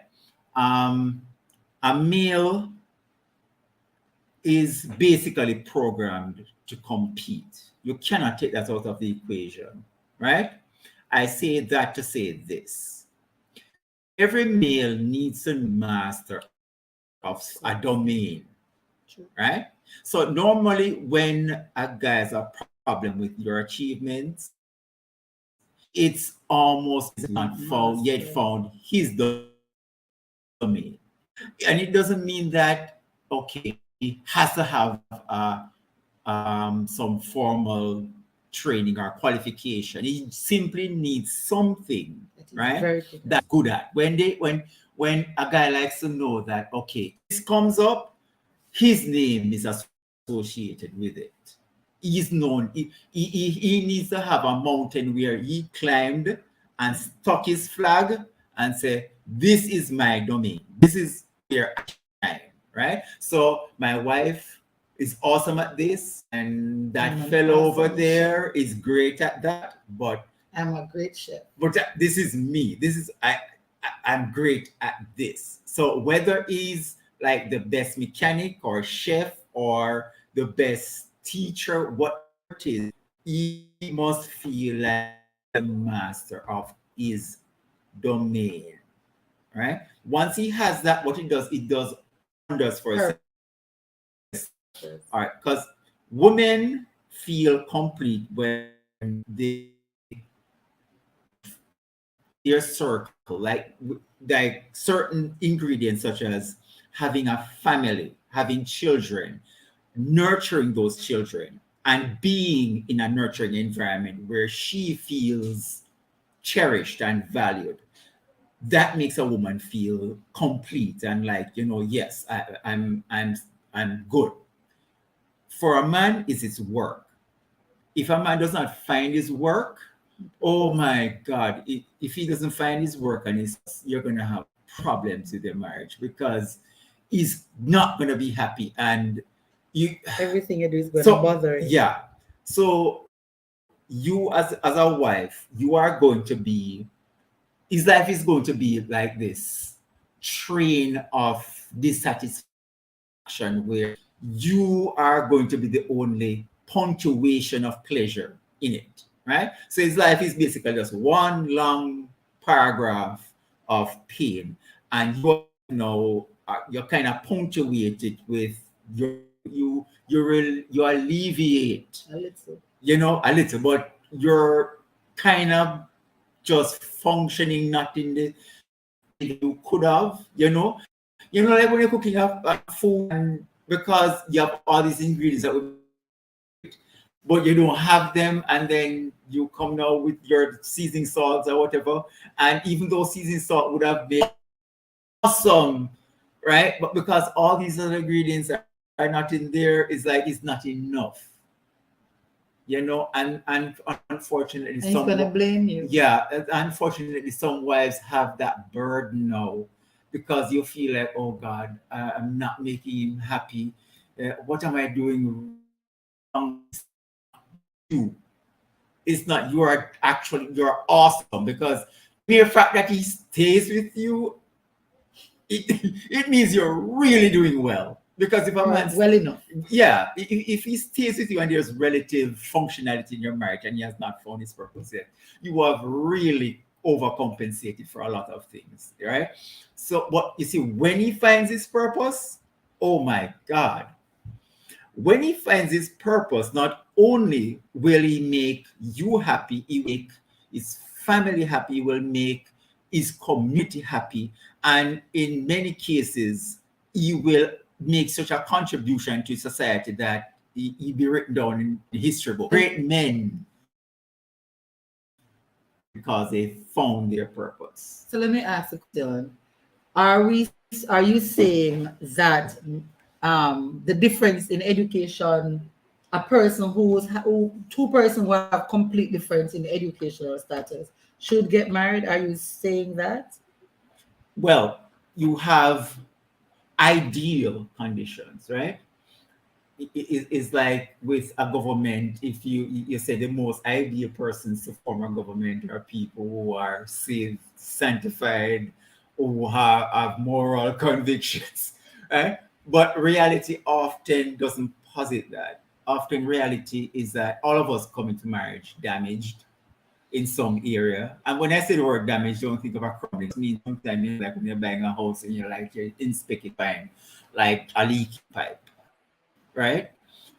All of us come into relationship with something that is just, and you're talking about like Jamaica, a country like Jamaica, the population of Jamaica, where most of, I don't know if it's rhetoric I'm repeating, but we realize by observing, right, of some that most households are headed by father absent. And this alone creates an issue, right? In that when a father is not there, it's almost like when you set up a tent and the main pole of the tent is not there. You're supposed to have a middle pole, right? of that holds up the tent. You can have other poles too, but the middle tent is the one that anchors that tent.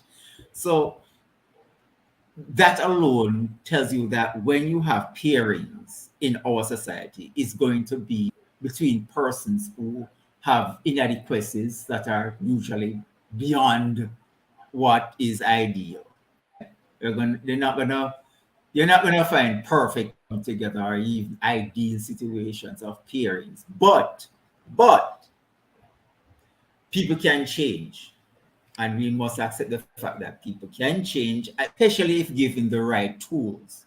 And I do believe that, especially in a country like Jamaica, our institutions have to purposely try to intervene and come a lot of things don't take place in the setting, right? We can't just have church as normal. We can't just have school as normal. We can't just have clubs and societies as normal. All these different institutions kind of have to work above and beyond what they would normally do to compensate for some of the things that don't just do our families.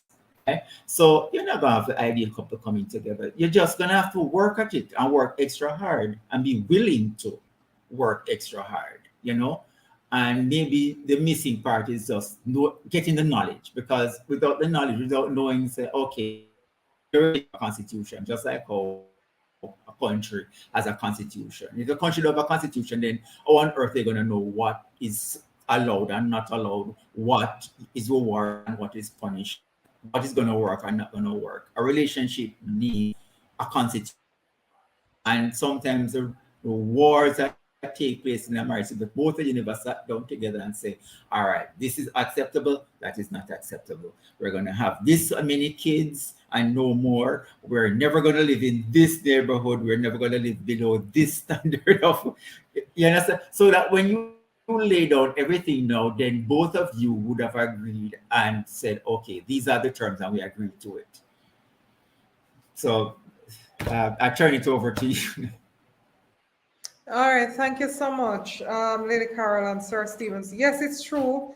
Lady Carol, I agree that it's important that you can communicate at the same level, and when women are quite outright and willing to speak and share their opinions, we're often seen as like you're hype, you're too much. But they have this old time saying, every who have their stick a bush. So the Lord, in your case, your husband like that. And if you're an outspoken single sister out there, like myself, the Lord will send your own in the name of Jesus. Yes, He will find you. And yes, Sir Steve said it, education is more than just the paper achievements. It's about a lifetime of learning. And we need to understand the orientation of male versus female, men being work-oriented, females being more family-oriented, and a man should be walking in his purpose. That just helps a lot in terms of, just how they navigate whatever educational differences there may be. And a relationship needs a constitution. So you notice we start out with the whole business aspect. But I understand all of these analogies that Sir Stephen has. He has so many. So we were in IT. We were in business. We started out with the business part, and marriage is like a business. Then we got to the whole firmware, and then we jumped down and now we are talking about government. Hey, we not understand what? All of these different analogies. But thanks so much. So is it going to be Lady Cristal or Lady Sanya who talks about the whole navigating the differences in education achievement next? I would just like to add that it's funny that Sir Stephen said that a man should know his work, because when he knows his work, he knows his worth. And the biblical scripture that I want to bring, just to pinpoint that, is Genesis. If you realize and you read it, you saw that God gave Adam work, right? He was already in purpose, and it made it easier for him that when Eve came along, she was just coming to help him. So one advice is for a woman that is looking who my partner is, look to see if he has won the word and if he's working. Is he already in his purpose? You know? And I'm so happy that you said that when a man knows his work, he knows basically his worth. So that is important to look for as a single woman, just so that you don't have that trouble to say when you're coming, am I going to give him that fulfillment? He's already working, so you're just basically coming alongside him to help him. So I think that is important as well. So true. Thank you so much, Lady Sonia. Back to the Genesis reference of Adam, having his work assigned and look for the word of God, evident in his life. Not just say if he can't quote Bible scripture, because we don't want that. It's easy. From you say, oh, we're Christian, so we're Christian, and you start slam down all of the scripture. Then we say, hey, brother, well, spiritually, you know, if you recite the scripture, then no, is the word evident in him life. I have to be socializing with him to realize, is it that you just know the scripture that I can just shell them off so if you press your way about scripture, or is it really evident in his life? You never live it, and also does he have work? Does he have his work? Lady Cristal. Yes, so I would like to co-sign everything that was said before. And I am thinking, because when my husband and myself came together, we had differences in education.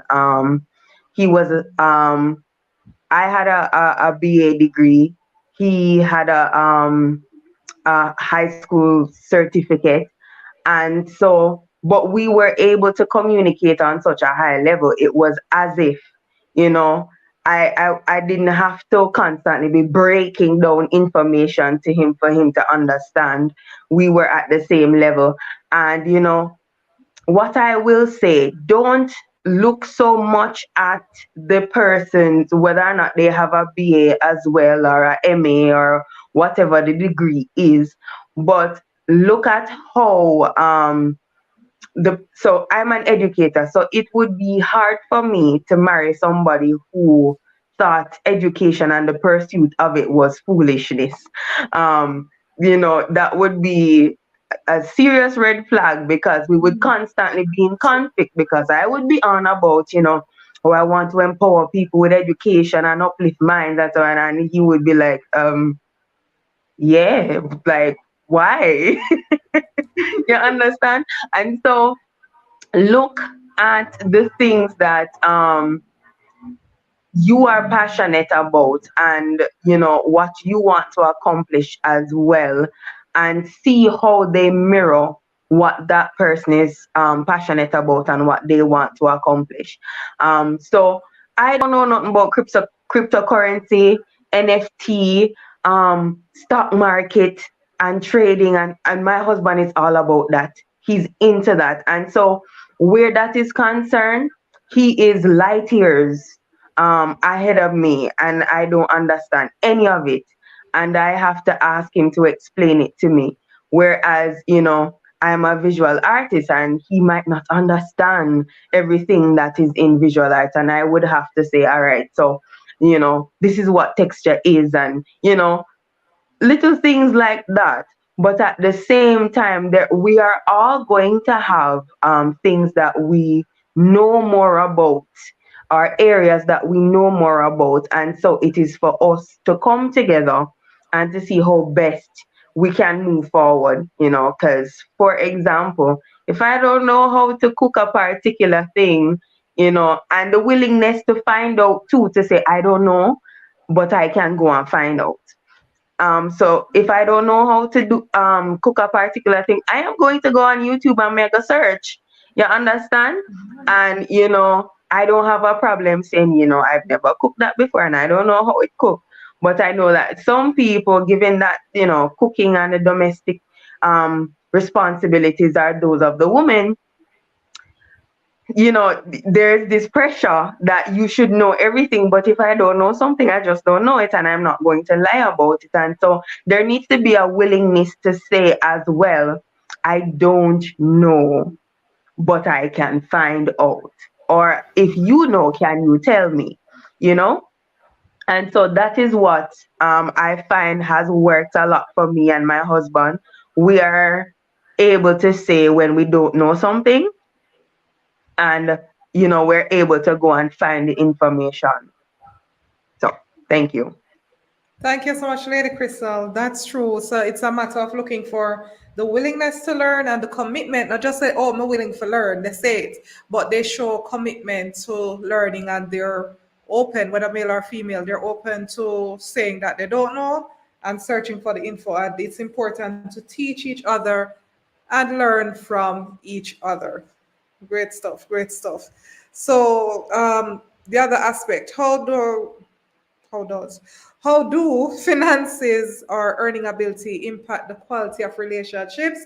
Because the reality is love, you can't care love and affection and whatever go a supermarket.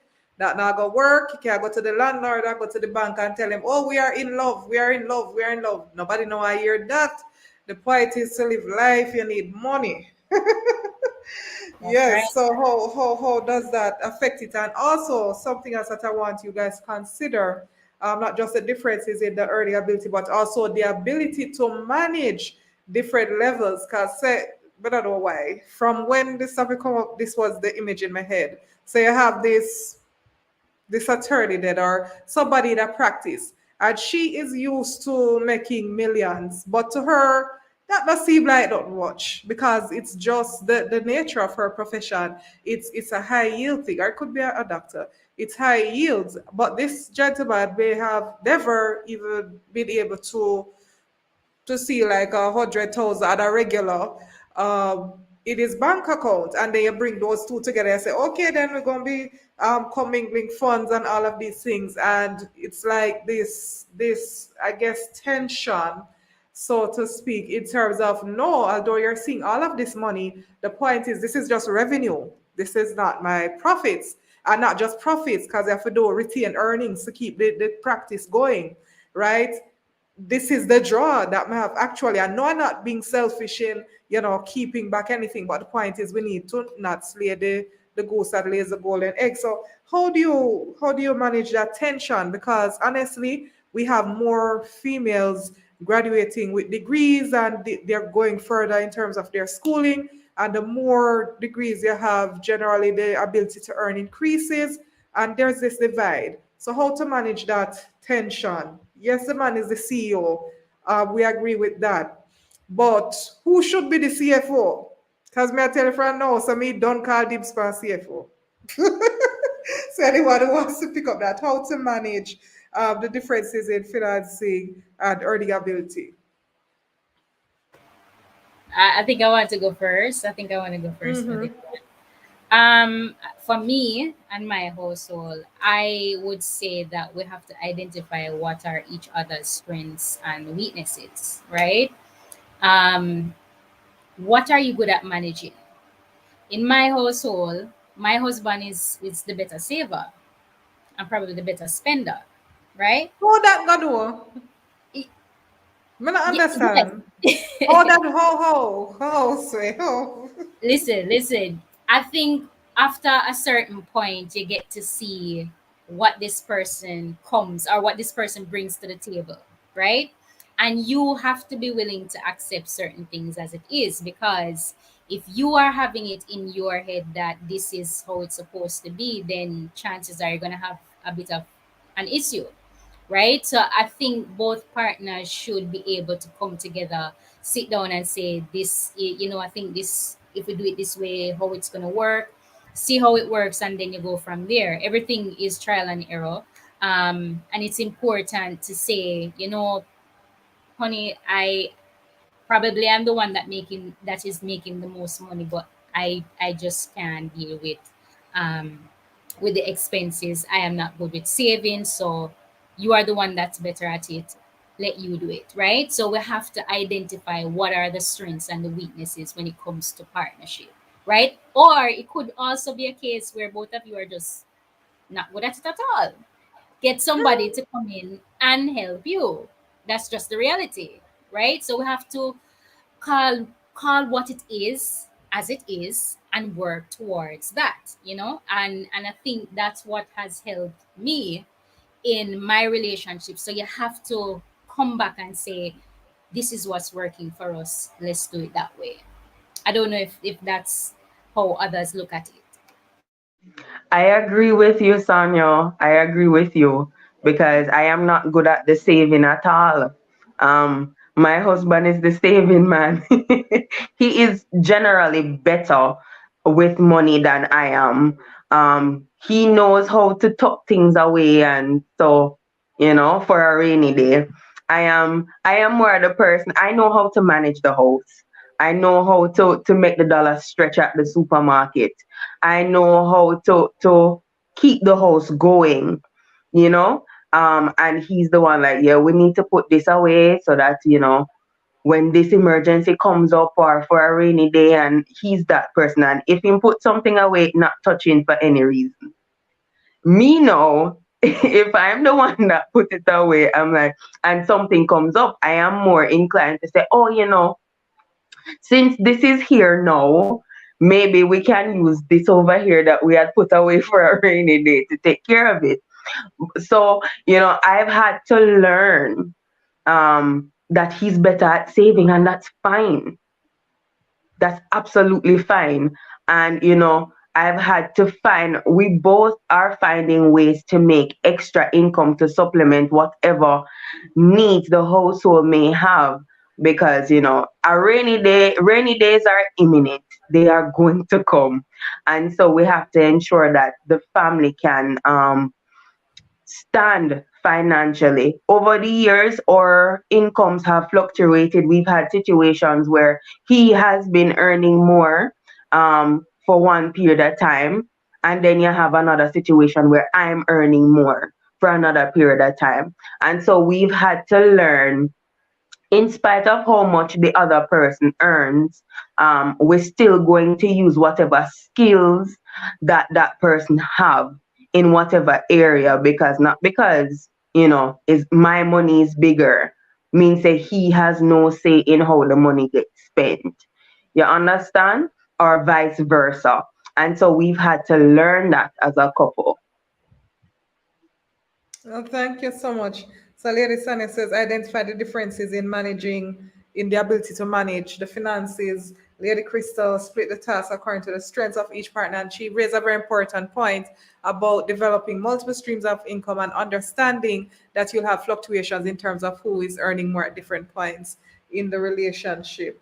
And even though somebody is acting in the CFO role, chief financial officer will just know that it's a partnership, so they need to be communicating. It's not a dictatorship. All right, thank you so much, ladies. Lady Carol and Sir Stephen.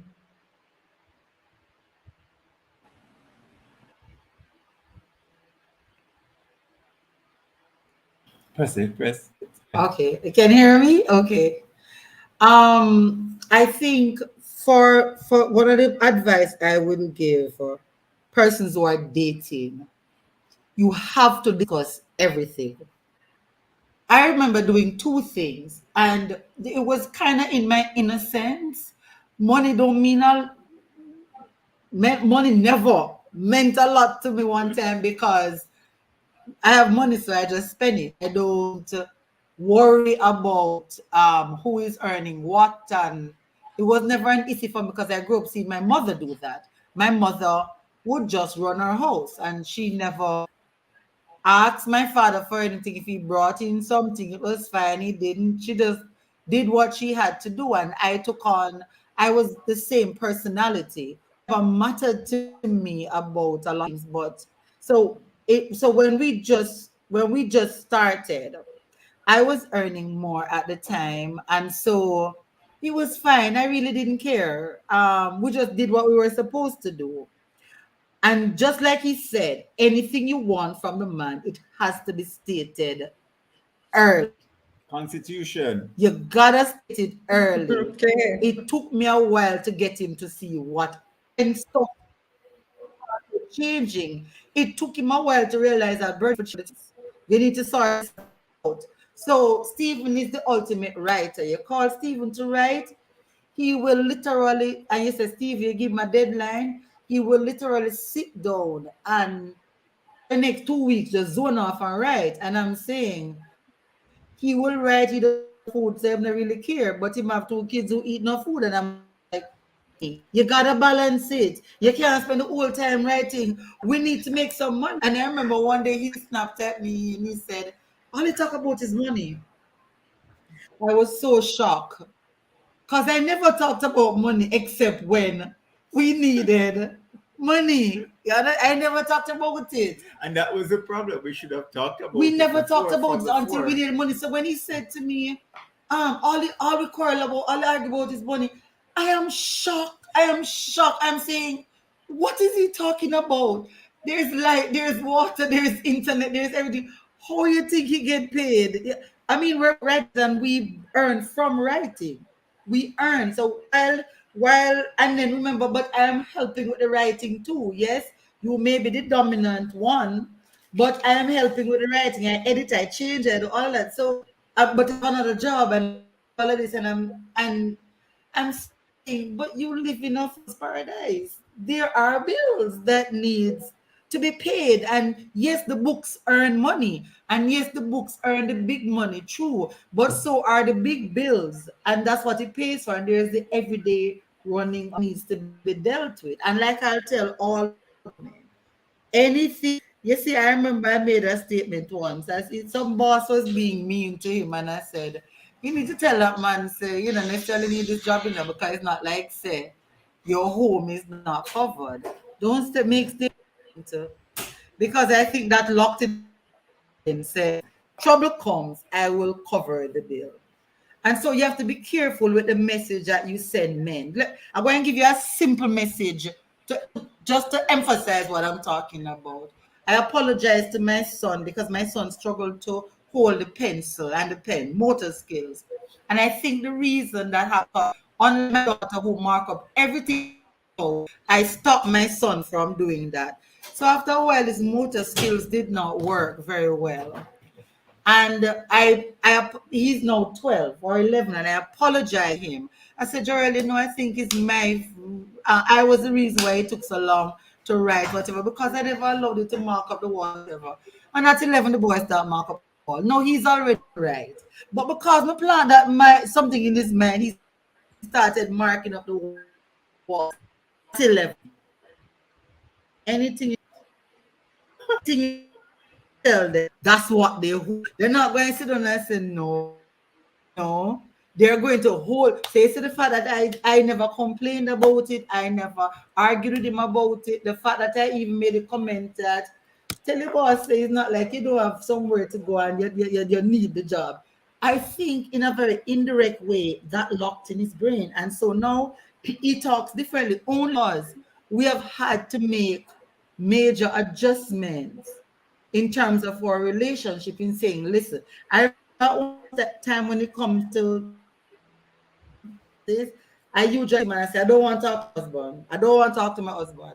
May I speak to the writer? I need to talk to the writer, Stephen McLeod. That's how I had to deal with him. I said, I don't want to talk to my husband. My husband get too hype over this money thing. So may I speak to the writer, Stephen McLeod? And that's the only time I could talk to him. I want to talk to just let me talk to the right. He's going to put this on the table. Must be careful about that. And so that's why I'm to communicate with him, or I'll say to him, like the other day I said to him, I am not speaking to my husband. I need to speak. EO of Aftershock Stewart is going to be having a meeting with the director. And I need you to understand that that is what the meeting. I don't want you to come in here expecting that is you and your wife talking. I need so when we had the meeting, or the meeting flowed very smoothly, wonderfully, because we start learning. So with him now, I had to role playing was always our little thing. We always have a little thing about role playing.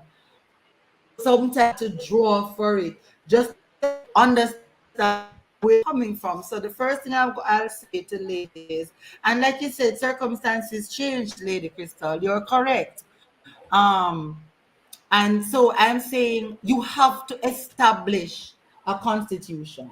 Mm-hmm. I believe man must take charge of him house, but nothing that I did early on suggested that, because I didn't earn it, so it never matter. The children were here yet. stop on by you understand me just got paid on this. It wasn't a big deal for me because the finances was there at the time. When that changed, he never quite changed with it. You understand me? So, like I said, but I'm one of those weird women who believes that the man must be in charge of the house, but I never created that in our relationship. So I think it is important that we have a constitution, like Stephen said. God put a constitution, and he has to know what the rules of engagement are first. Yes. He has to know. And don't assume that because him see you doing it, him know for doing it. Nothing goes so. With men, you have to say it direct. Ladies, Lady Terry Long, you're not married yet. So you have to exactly But I'm to the learning. T want. Lady Cristal and Lady Sanya, can you tell Lady Terry Long? You have That's to be true. specific. Don't assume that they are bright and they will get nothing of us. Number one, number two, number three, one of the brightest man I know is Stephen. I still would have to go, like he said, write it down. As a fact, nowadays, when I want to give him to the store and I say I want that, I don't leave it up to his imagination. He's doing much better now. I want that, and I want that for Valentine's. I want this for my birthday, and he's perfectly fine getting it. But and I have to tell the sales clerk when he comes, this is show him the one I'm gonna remind. I'm gonna take a picture and WhatsApp him the picture. I don't bother get all Oh, emotional wow. about it. Like, and some guys are not like that. Some guys they will be creative. That was not my husband. So you have to figure what works. Now remember, this is the man who writes poetry about love and sex and all of that. And sex, yeah. The gift part never did fall up. So this is why you have problems. You hear a musician sing about love. Oh my God, he's so love. And then come with the man, nothing could be furthest from the truth in terms of what he's singing about because that's his career. He has not made the transfer. And this is the mistake. That is why musicians have the problem. So You I know. think I can explain that part. Okay, go ahead. Now, So we're talking about finance. Clear him throat. so, all right, here's the problem, right? And I realized I could clearly see how it was a problem with me. Now, let me address this now. Creative, they are problematic. We are problematic people. Everything in the world that you guys enjoy, the aesthetics of art, the fantasy and the takeaway to dreamland of prose and poetry, the amazing emotion triggering of acting, of movies, those people who bring you the intangible pleasures of life.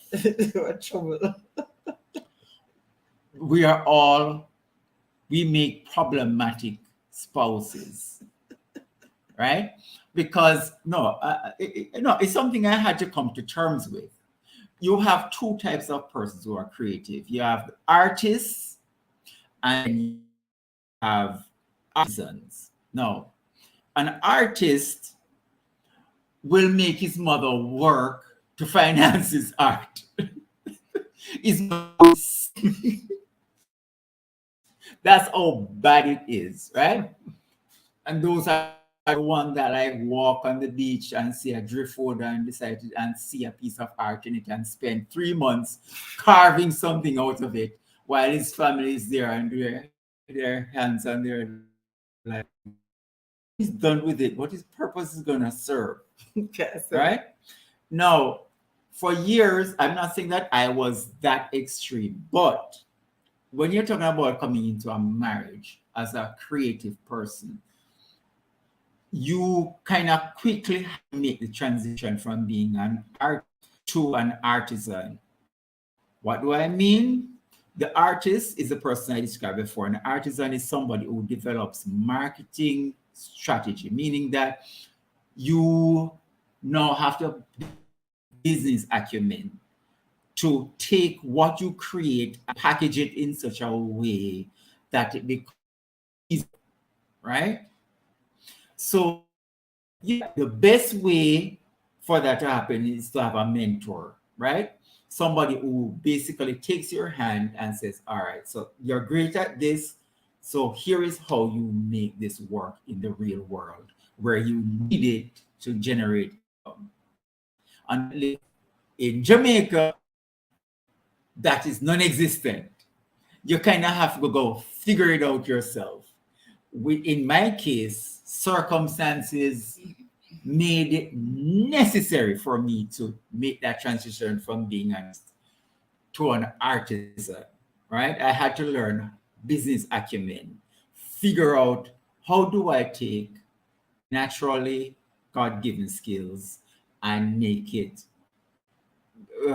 financially viable, right? Now, over the last 2 years or so, I've experienced a kind of renaissance of sorts. I've gone this learning curve, and I'm coming out now with a different goal-oriented way of looking at things, and basically, I can now look at a young man and say, unfortunately, if it was up to me, I would the path that I had to go through. But I can give thanks knowing that, okay, I can look at a young man who I see myself in, or to be an artist. It can be any particular young person who is trying to figure out what to do with their life, and basically give him guideposts, because I have been there. I've made enough mistakes to know that, okay, that's garbage. You're wasting your time with that. Avoid this. Don't do that. Here is where you need to turn. This is what you need to focus on. You see, the problem is, in order to create, we have to go to a place in our head. And when we go to that place in our heads, life is busy, time is busy, and by the time we come, hey guys, look at this awesome thing that I made. The world is like, so what? Oh, cool, that's nice. All right. And they move on. So when I learned how to say, okay, here's this awesome thing I created, and then I'm able to attach to it. And here is why you care about why I created it. Then the picture changes, and right. So as a male, when it comes to finances, as I said before, when you find your purpose, when we find our purpose, we are far less problematic to you women. And I apologize to my wife for I was like, Carl, I know I have to make up for. I think though that sweetie, one of the mistakes we make as men, that it was one of the few things we did not discuss. There are a lot of things in our marriage that was just awesome because we talked about it extensively before we got married. Mm-hmm. We talked about all the stuff that most people were afraid to talk about. I wasn't afraid to bring them up. I discussed a lot of stuff before marriage. And money, your problem. We slide through marriage without money. Was never discussed.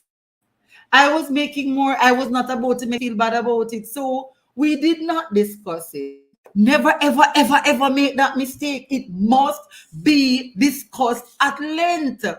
Who is going to pay the light? Who going to pay the water? Who is to be responsible for this? And so even when he or she who has the particular responsibility meet up on hard time, you know you can jump in and help out, because that's what love is all about. You're going off to help out.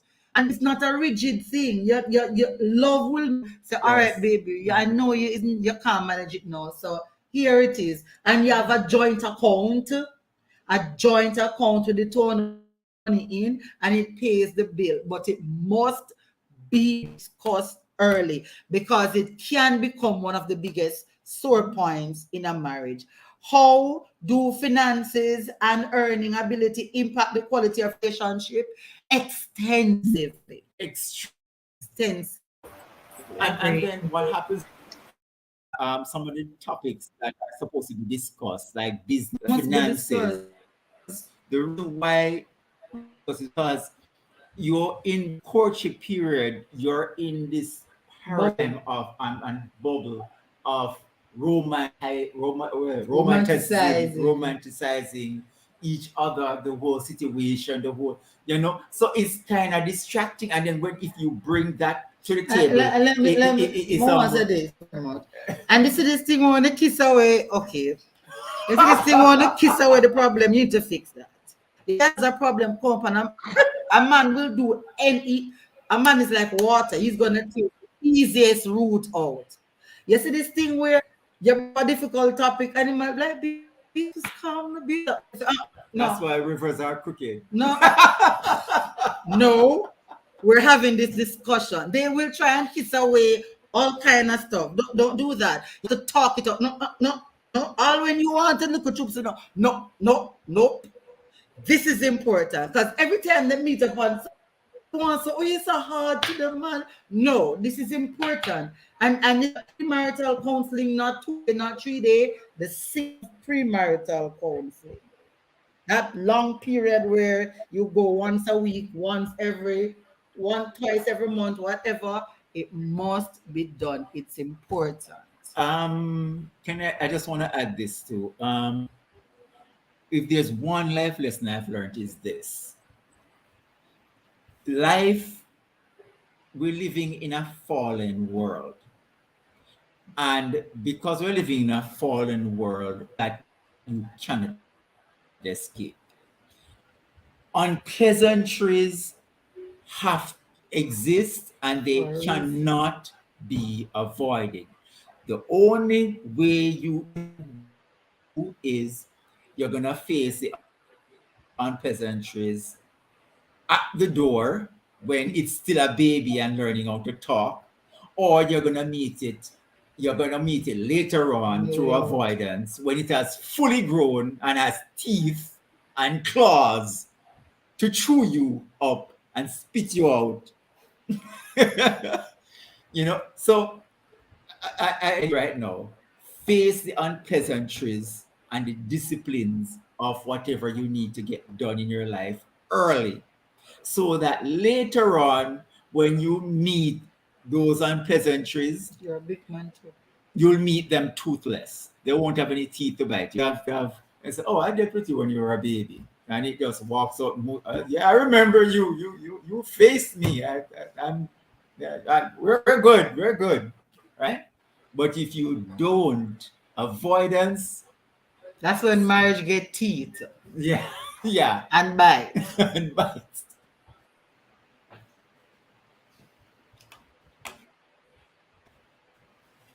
Okay, thank you so much, Lady Carol and Sir Stephen. It's important to clearly communicate on finances. Why I don't know why I don't know that about constitution so much. I know the country in one next term, rules of engagement. Well, not because of the international relations background, but I guess it. We heard about rules. We heard about rules of engagement as well from Lady Carol.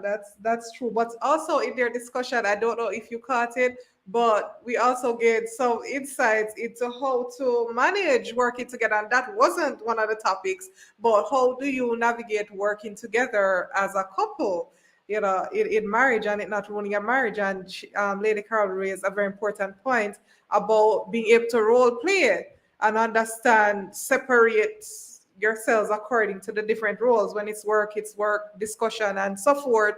When it's you're relating as a husband and wife team, that's it, and not allow it to bleed across and just mess up everything. And Sir Stephen was a very important point about moving from being an artist to an artisan. And I'm a writer. Lady Cristal is also very creative. Why you come back with the YouTube channel? I'm looking forward to more of those uploads. She's very creative. She has stated about the visual arts. Also, Lady Sadia also a creative. So yeah, it's important to transition from being an artist to an artisan and being able to earn from your gifts. and that will help with the managing any impact of finances on the relationship, and have the difficult conversations early in the relationship. Very important. So, final question: are there any other gaps to consider in the man and woman relationship, and where you raise them? As it occurs to you, how can we navigate them? Let me tell you the truth. The in-laws. I'm just saying ahead of time. There's nobody at the table. I'm just saying the in-laws.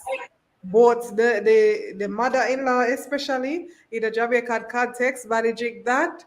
Yeah, so we are praying to God. God, please give me a good mother-in-law because I don't have a mother anymore. So Jesus, please make my mother-in-law love me. Seriously, that is a prayer that I'm praying. So yeah, that's one thing I'm like, how did it gonna work out? And the in-laws, but if you No, the have first anything trick is else, that needing it. They smell if any audience smells you need, they're not gonna go for it. That you let you smell that you need a love and approval. Not her Don't let her smell that you need it. That you need It will oh, take the blood of Jesus and a love sanctified sanctifies woman. it, not to eat, not to eat it. My Stephen's mommy, for example, she adores her boys, especially Stephen. He can do no wrong. In my family, choose Stephen over me. Understood that because they like you. I understand that, but his mother chose him over me same way too. And so for a very long time, I did what you are asking. I always tried to get her approval. And then one day, one day she said, I wish I had my son to myself. She was like reminiscing about good days, when everybody was together and he would And she have. wanted her children back together. But before that, I remember she said, first thing she said one time was she said, I saw her, she described this, she had a lot of dreams and Stephen always respect her dreams. So she described this young lady that she saw married to him. So I remember I looked at Stephen, tell your mommy to go back, lie down and sleep. Him again, because I'm here and I'm not tall. Sleep. And I remember taking that stand, did a lot for him. I remember he hugged me and he said, thank you so very much. Because he always believed everything mommy said. I said, no, I'm here and I'm tall and slim and I want to become tall and slim. So tell mommy to go and lay down back and she will dream again about the right woman, which is me. Because by this time, I had already settled it in my mind that the Lord was okay with us. I had already settled that. If I hadn't, I would have gotten very nervous. Like I said, Lady Terry Long, and about it, God will give that to you. He'll give that to you. But careful how most mothers spoil. My mother spoil her boys. Stephen's mother spoil her boys. Every mother-in-law is wrong. And I had to sit there and listen to me. And she come to my home and I said, Mommy, let's understand it. This is not an Indian home. This is not an Indian home where I live in your home and I have to abide by your rules. Here is what you're going to happen. If I live in your home, I'll abide by your rules. You're my home. And two of us in the same home. We have to have one leader, and that's me. When I come to your house, I'm very obedient. I don't give no talking. But when you're in my home, you are going to have to learn to respect boundaries. It took her a while, but she and I get along like this. We're very, very close. It's one of my best relationships because guess what? Constitution was set up early. She knows me. When I say something that she don't like and she come and she talk, I say, okay, Mom, I'm so sorry, Mom. I'm sorry. I don't have a problem apologizing if I offend her. But she has to understand that in my home, I am the woman in my home. And I set that out very early. Most people, it was one of those things I really didn't back down on. I don't know. Normally I back down on so many other things. Yeah, It was just one that of to be crystallized. Every Listen, even though the man is the head of the household, the woman is the one that manages the home, and the manager sets the mood, the tone for the home. So no other person should come in, mother-in-law or otherwise, and mess with that tone that you set for your home. As a wife, it's you can go to your mother-in-law home and tell her what to do, and likewise vice versa. She should not come to your home and tell you. She can advise, be in an advisory capacity, because tend to be guys, they've been there, right? And they're serious about their sons. The other thing is, and when we bought the house, I knew we had a lot of space at the time because I think we only had one baby, so there was a bit of space. And I know my father. I know my father is going to come to Mr. Mark and come to Stephen and say to Stephen, listen, you have all this space and we have family members who need homes. I remember I said to him, you are the man of the house. Whatever you make it. Do not let me tell you how you must run your house. You hear me tell you? Do not let I know my father. I'm going to come and you're going to be so calm. Thank you, Mr. Thank you, Daddy Ross, for whatever. But that is not where Carol and I stand right now. That's not what we want. So, no.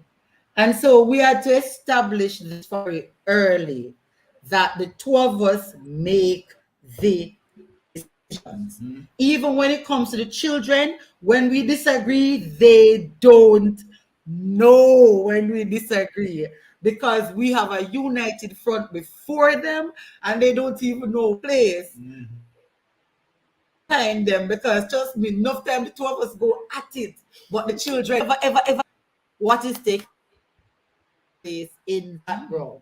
Next thing, you have to talk about sex. You got it. That is one of the next, money and sex. You gotta talk about, you ask about other gaps, you have to talk about sexual preferences. You got that. I know too many persons who are divorced because of that. It's not a comfortable topic for some persons. I understand that. I remember shocked for like just realize that women talk about these things. He was so shocked because him and his friends don't talk about these things.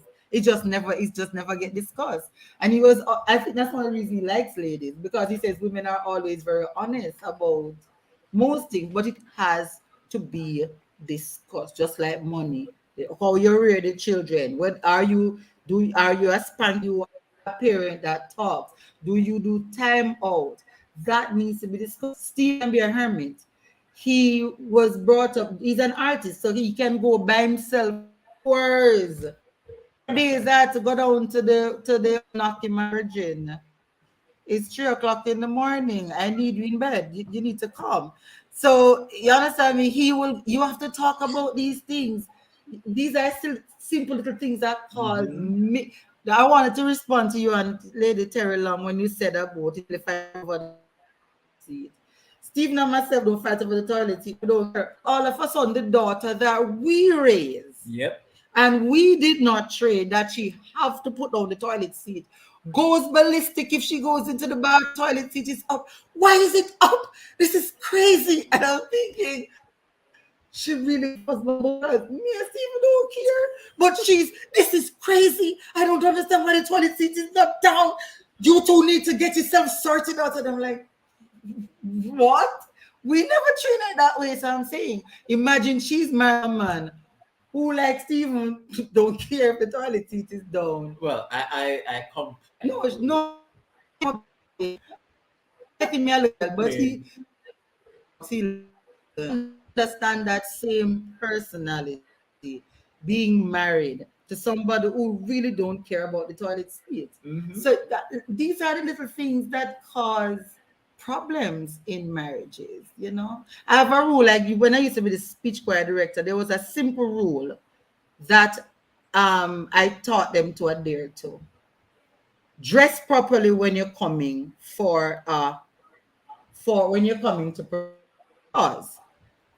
You need 2 seconds to get the audience attention.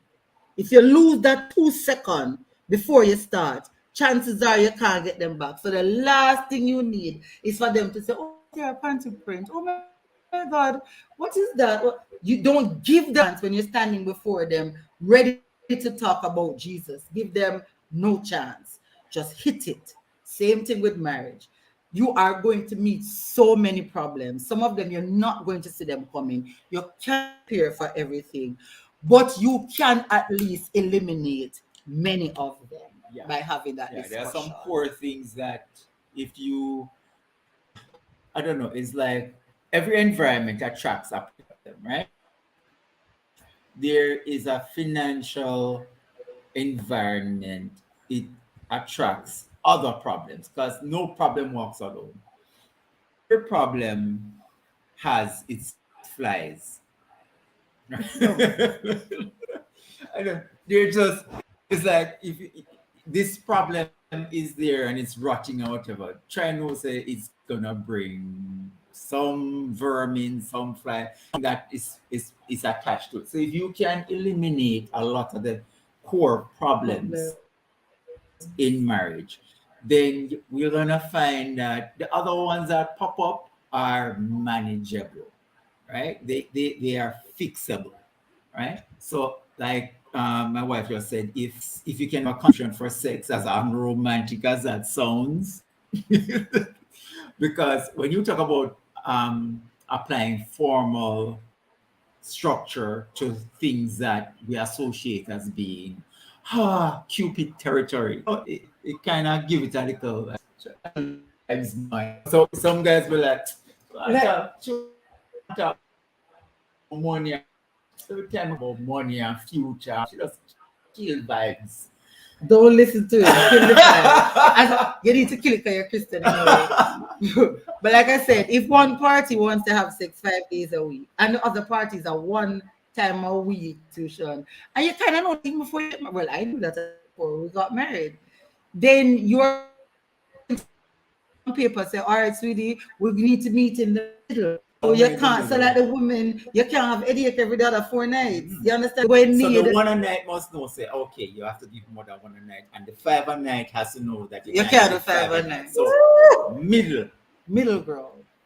Figure out 5 times you're in the middle you're going to be, and know what it is that you're willing to do. Because some freak level is here and some freak level is down here. So you gotta manage the freak level. You gotta know where the midline is for freak level. Because some things, somebody who get beaten all them days of them life, no one see no handcuff and them foolish is there.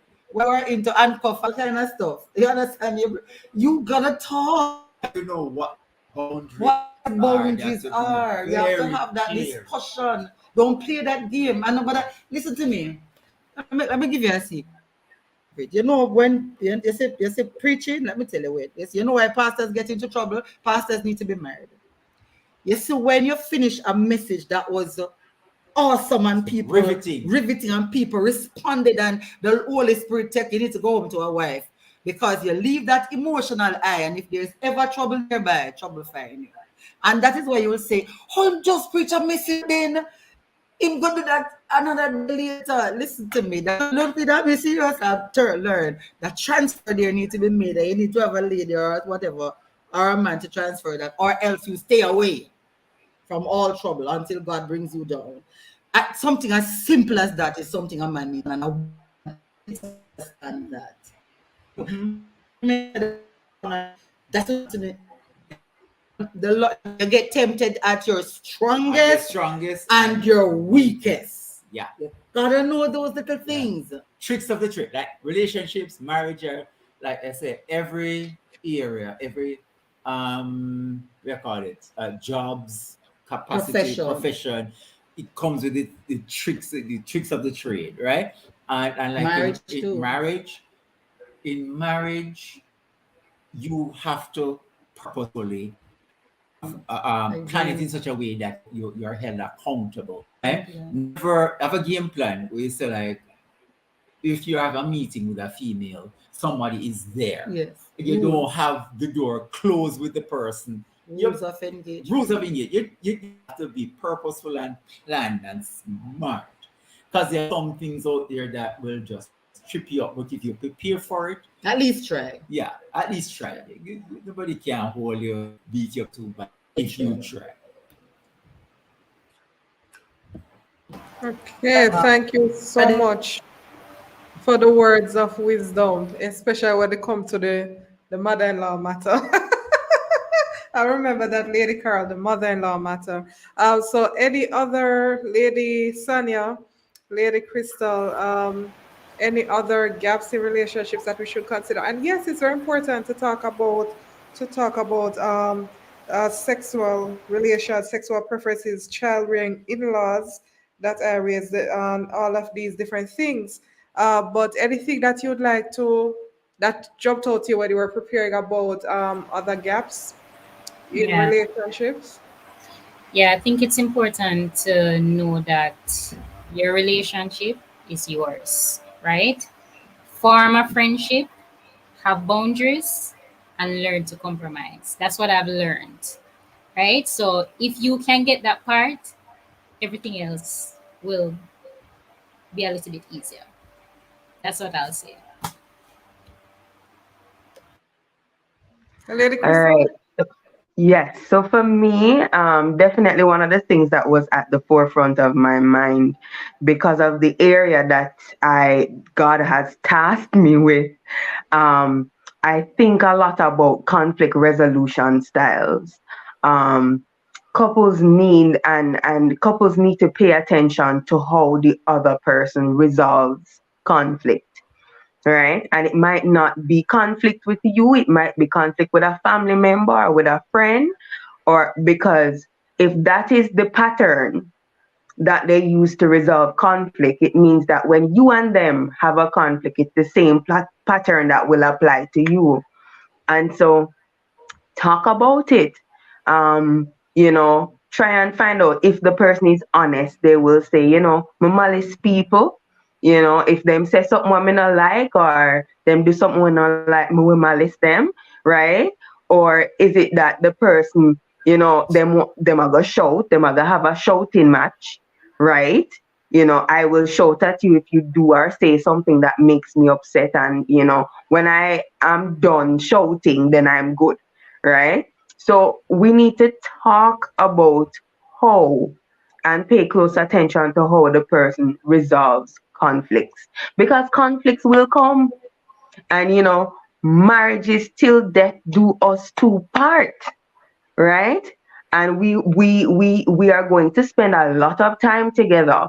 We're going to be living in the same house, sleeping in the same bed, and conflicts will arise. So I need to know how you resolve conflict, and you need to know how I resolve conflict, so that everybody comes out alive, right? And so that is what. So for those who are out there, you can research the conflict resolution styles. I'm not going to go into the whole thing, All right, but now why this sound like something need to bring you back for conflict resolution style that I don't know. Give me ideas. and Continue. and so these are things, when you're in that honeymoon stage, or you're getting to know the person and everything is so exciting. Nobody's thinking about how this person, how he or she resolve conflicts, because you're thinking we're never going to fight, we're never going to argue, we're never going to have a disagreement. But disagreements will come, and what do we do when we get to that bridge? Don't leave it until you get to the bridge. Talk about what you are. You going to push me off the bridge, or are we going to try to cross the bridge together, right? Or are you going to turn back and go the other direction? And so we have to talk about things like that. um as it relates to the mother-in-law issue, I am blessed in that I have two I have two mother-in-laws, and Oh, you have two. thankfully, yes, I don't have I'll none. explain. And thankfully, we get along well. All three of us get along well. So God be praised. God be praised. So my husband has a biological mom, which he reconnected with, and he has a adopted mom. So I know both of them. I get along well with both of them, and so I'm blessed in that area. But definitely there are going to be moments when you have to have the hard conversations. And talking about boundaries too, what are you going to do that is a no-go zone? You know, what's that thing? Because for me growing up, my father was a cheater, and I told my husband point blank and period that this is not a line that I think I can come back from. If you go out there, because I saw the impact that my father's continual cheating had on my mother. So if we go to that point, you're going to take Jesus, all the angels in heaven, and everything to get me to go beyond that. Because for me, I think that is like a line that I don't think I can come back from. And so talk about those things. What is that one thing or that two thing that if that this happens in the relationship, then it's done. You understand? It might be uncomfortable, and it you're thinking, okay, so if I talk about what would make me leave the relationship, does this mean that I'm manifesting that the relationship would end? No, you are not manifesting that the relationship would end. You are setting boundaries in place so that people know how to treat you. So thank you again. Thank you so much, Lady Cristal. Thank you. Lady Sanya, had you weighed? Yeah, you had weighed in. Yeah. But how to manage the? We're closing out. How to manage the? May I try to put it the right way? You notice that most of the question that we have is related. Remember, I'm single. It's related to in-laws. But how do you manage the in-laws who expect that they should have access to certain finances or support, or you should be the default position of this couple to finance us, especially in Jamaica, where you have like probably the savior then in a family system, and like, oh, you have education, you have money, you must help us. How to navigate that, because that can have an impact on relationships. Yeah. Because if you just spend out money, like, persons call for things and you're giving them and your partner is not okay with it, or they feel pressure to go along with it, how to do that? And should we have joint accounts or separate accounts? Because then if you have separate accounts, somebody not seeing what the other one is doing in terms of all of the money is going to families or whosoever. I don't know. Lady It Carol, depends. Okay, go ahead. I think she was, no, her mic isn't open. You're I saying would say something. I would Okay. say boundaries. I Don't. was wondering, lady, Danny was going to answer. Go ahead. Go ahead.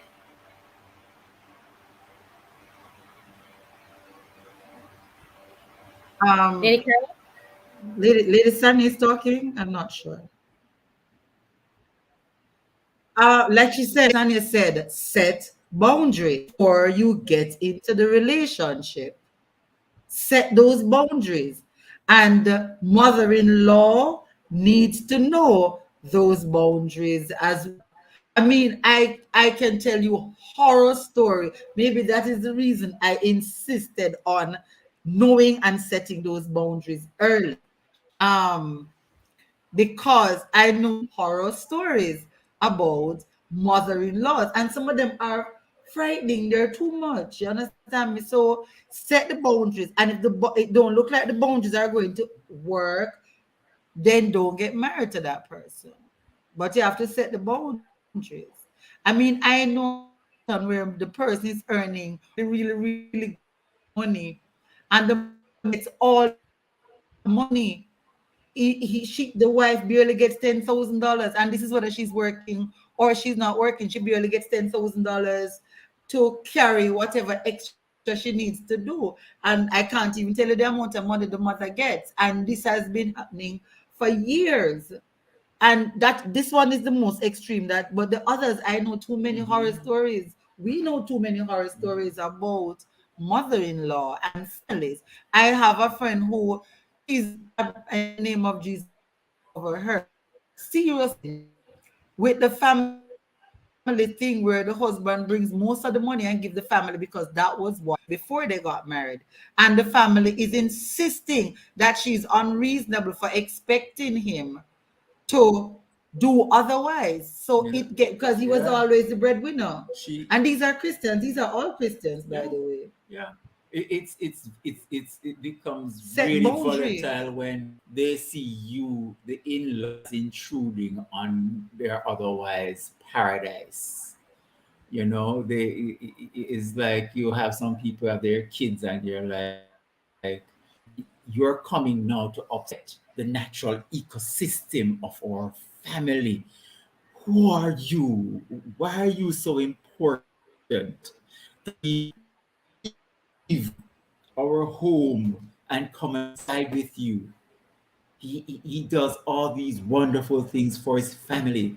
And the one that I think he's thinking about, she went and lived with them, and you tell her, look here, don't go, you're going to get into trouble. And that again, boundaries before you get married. Have it written down. So when people start talking, this is what I agreed to before we got married. Here it is, I agreed to this. There is his signature, I agreed to this before we got married. Now circumstances will change. Your house get burned down, your family house get burned down. You can't have them living on the road. But you have those mitigating circumstances also. Boundaries. Mhm. Boundaries. All right. Thank you very much. I don't know if Lady And Crystal love. wanted to wait. Boundaries on? Sorry, Lady Carol says, oh, she's through. Yes, so I'm just looking to see if Boundaries and love. Make not fish. Sure. I didn't get that, Lady Carol. You said boundaries on? And we're saying boundaries and love. You have to Love, love. love. Okay. Love. Okay. Love. Love. Okay. You gotta love. You gotta love your partner. Love his family. You have to love. You have to love.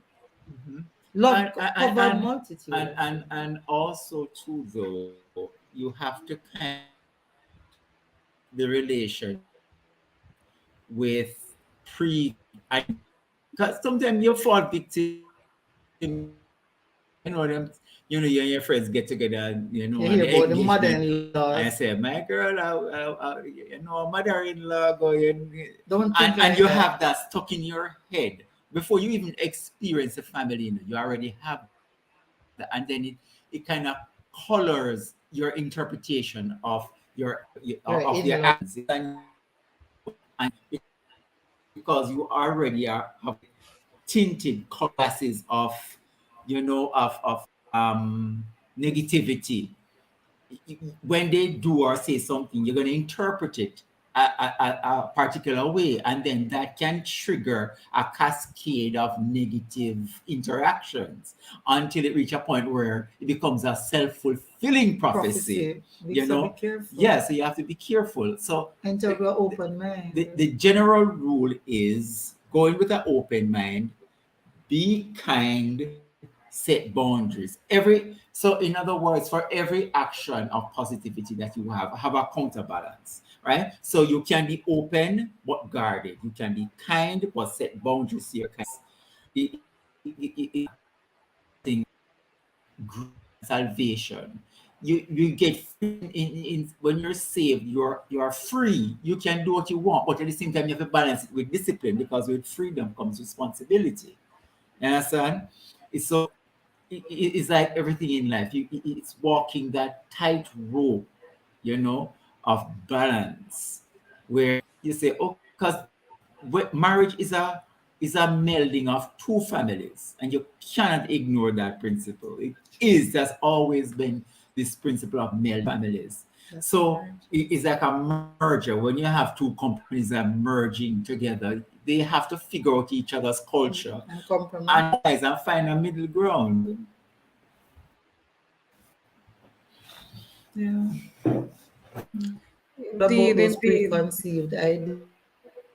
Be very careful.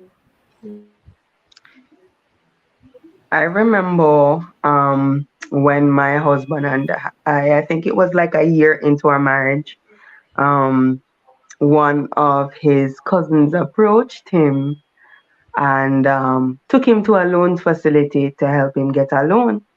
So my husband was formerly employed, so he needed the pay slips and so on. And so when I come home from work and he's recounting this story to me, I'm like, hmm,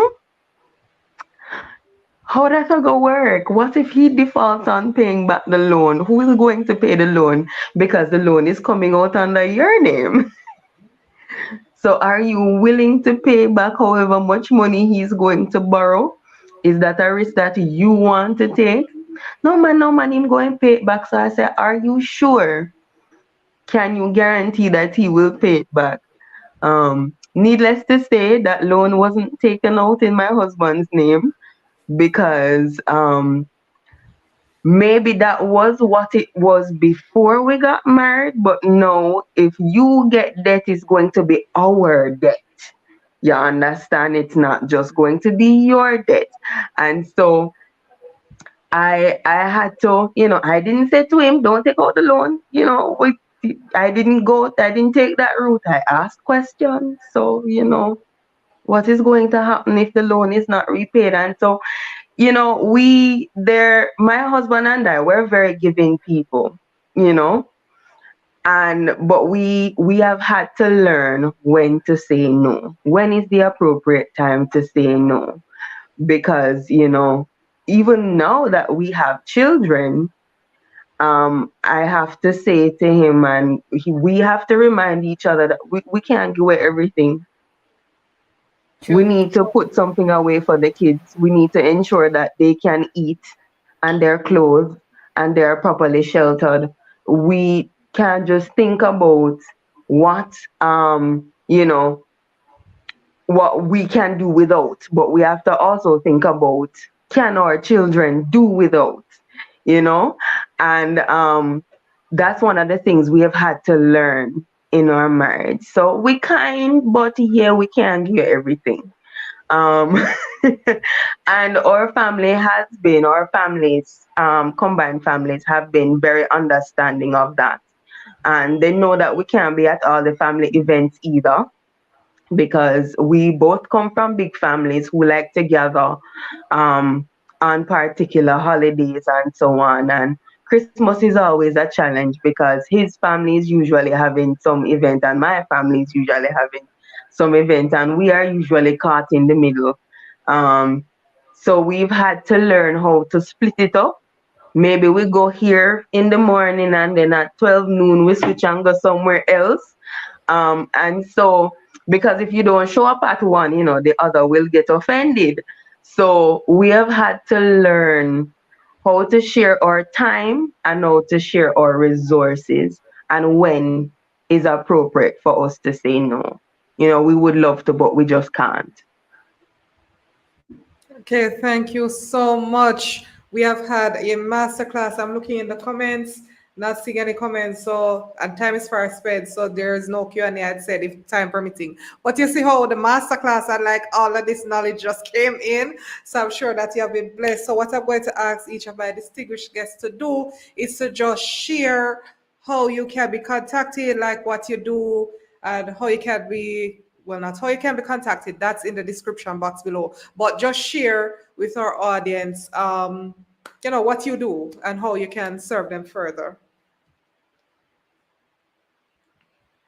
So, Lady Sanya, I don't know if you, yeah, go ahead, Lady Sanya. All right. So I am the marriage and freelance to freedom coach. So I help young couples, I help individuals who want to earn extra income, how to do so using their sellable skills, and also help Christian couples just to understand what they're supposed to do in their relationships and how to walk in their God given purpose. So that's basically what I do as a coach, as a marriage coach, and a freelance to freedom coach.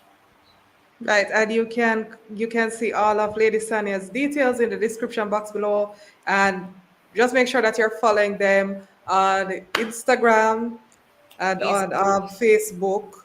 Yeah, also on YouTube. That's for Lady Sanya and Lady Cristal, like all the socials. And our lovely power couple who shared with us, they also have a website. So, Lady Cristal, just in closing. All right. So again, my name is Cristal, and I am the founder of the I Am Her Collective, and we essentially aim to educate, empower, and advocate for women and children that are in domestic violence home situations, and we help them to we connect them to the necessary tools and resources that are available for them to get the immediate help that they need. And we also help to connect them to those who can help them to decide what they want to do in the long term. We want to ensure that no lives are lost in the process if they're ending a relationship or if they want to seek counseling or whatever the issue is. We want to ensure that everybody comes out at the end, and there it's an what you call it, no, an amicable end. And so that is what we seek to do. I have my Instagram page, the I Am Her Collective, and I, aside from all of that, I am a visual arts teacher. So, I'm in the creative sphere as well. Okay, thank you so much, Lady Crystal. The McLeods, Sir Stephen and Lady Carol, anything to say closing, like how you can serve with Aftershocks Studio and publishing?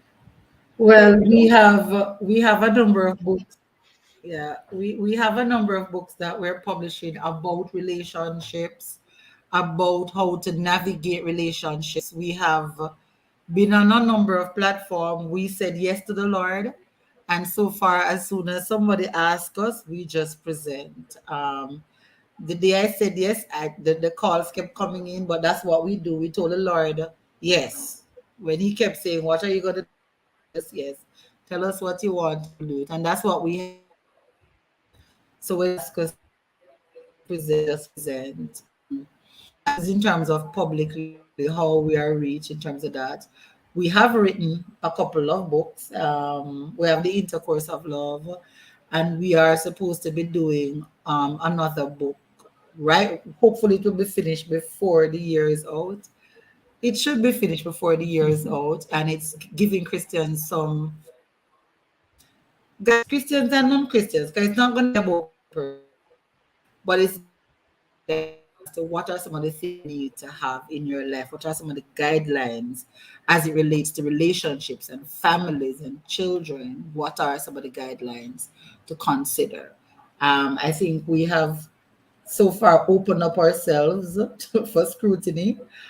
We have been very honest about our relationships, sorry, the mistakes we have made. And so I think that's one of the areas we talk to people about how to be careful some of the decisions that you're making. So we have that. So people usually come meet us and talk, and we talk to them on the phone.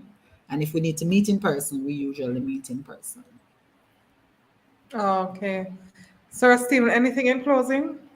You're not. I'm sorry. Well, okay.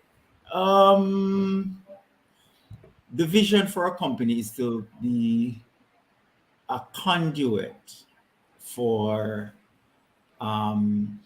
creating toolkits to help people to navigate of life, many of which we have gone through ourselves. So it's pretty much like having traveled a rough river course and finding or traveling a really a Jamaican road, knowing where all the potholes are, and just trying to print a road map to say, okay, this is where this is, and avoid that, and take the bypass here.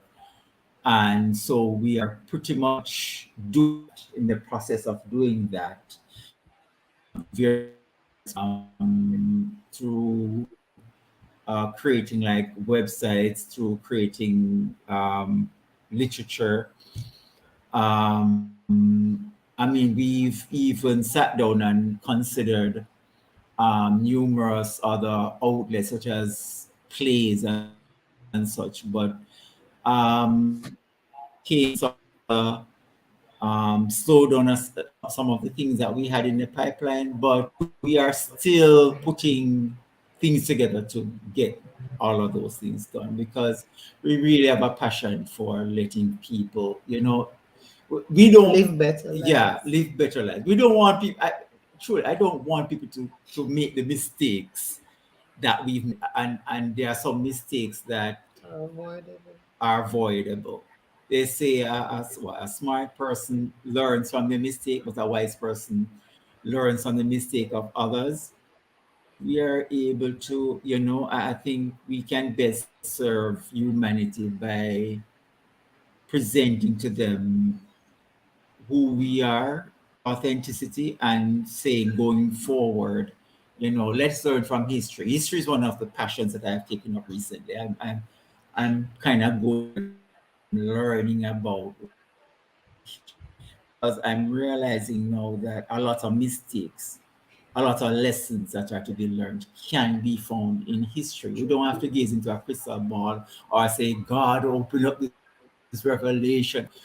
All the there's son, right? So becoming a student of history, I've started learning that all these things that we're going through, other people have gone through it. They're common humanity. So whether it is that people are writing on or now we are using electronic tablets, we're still the same.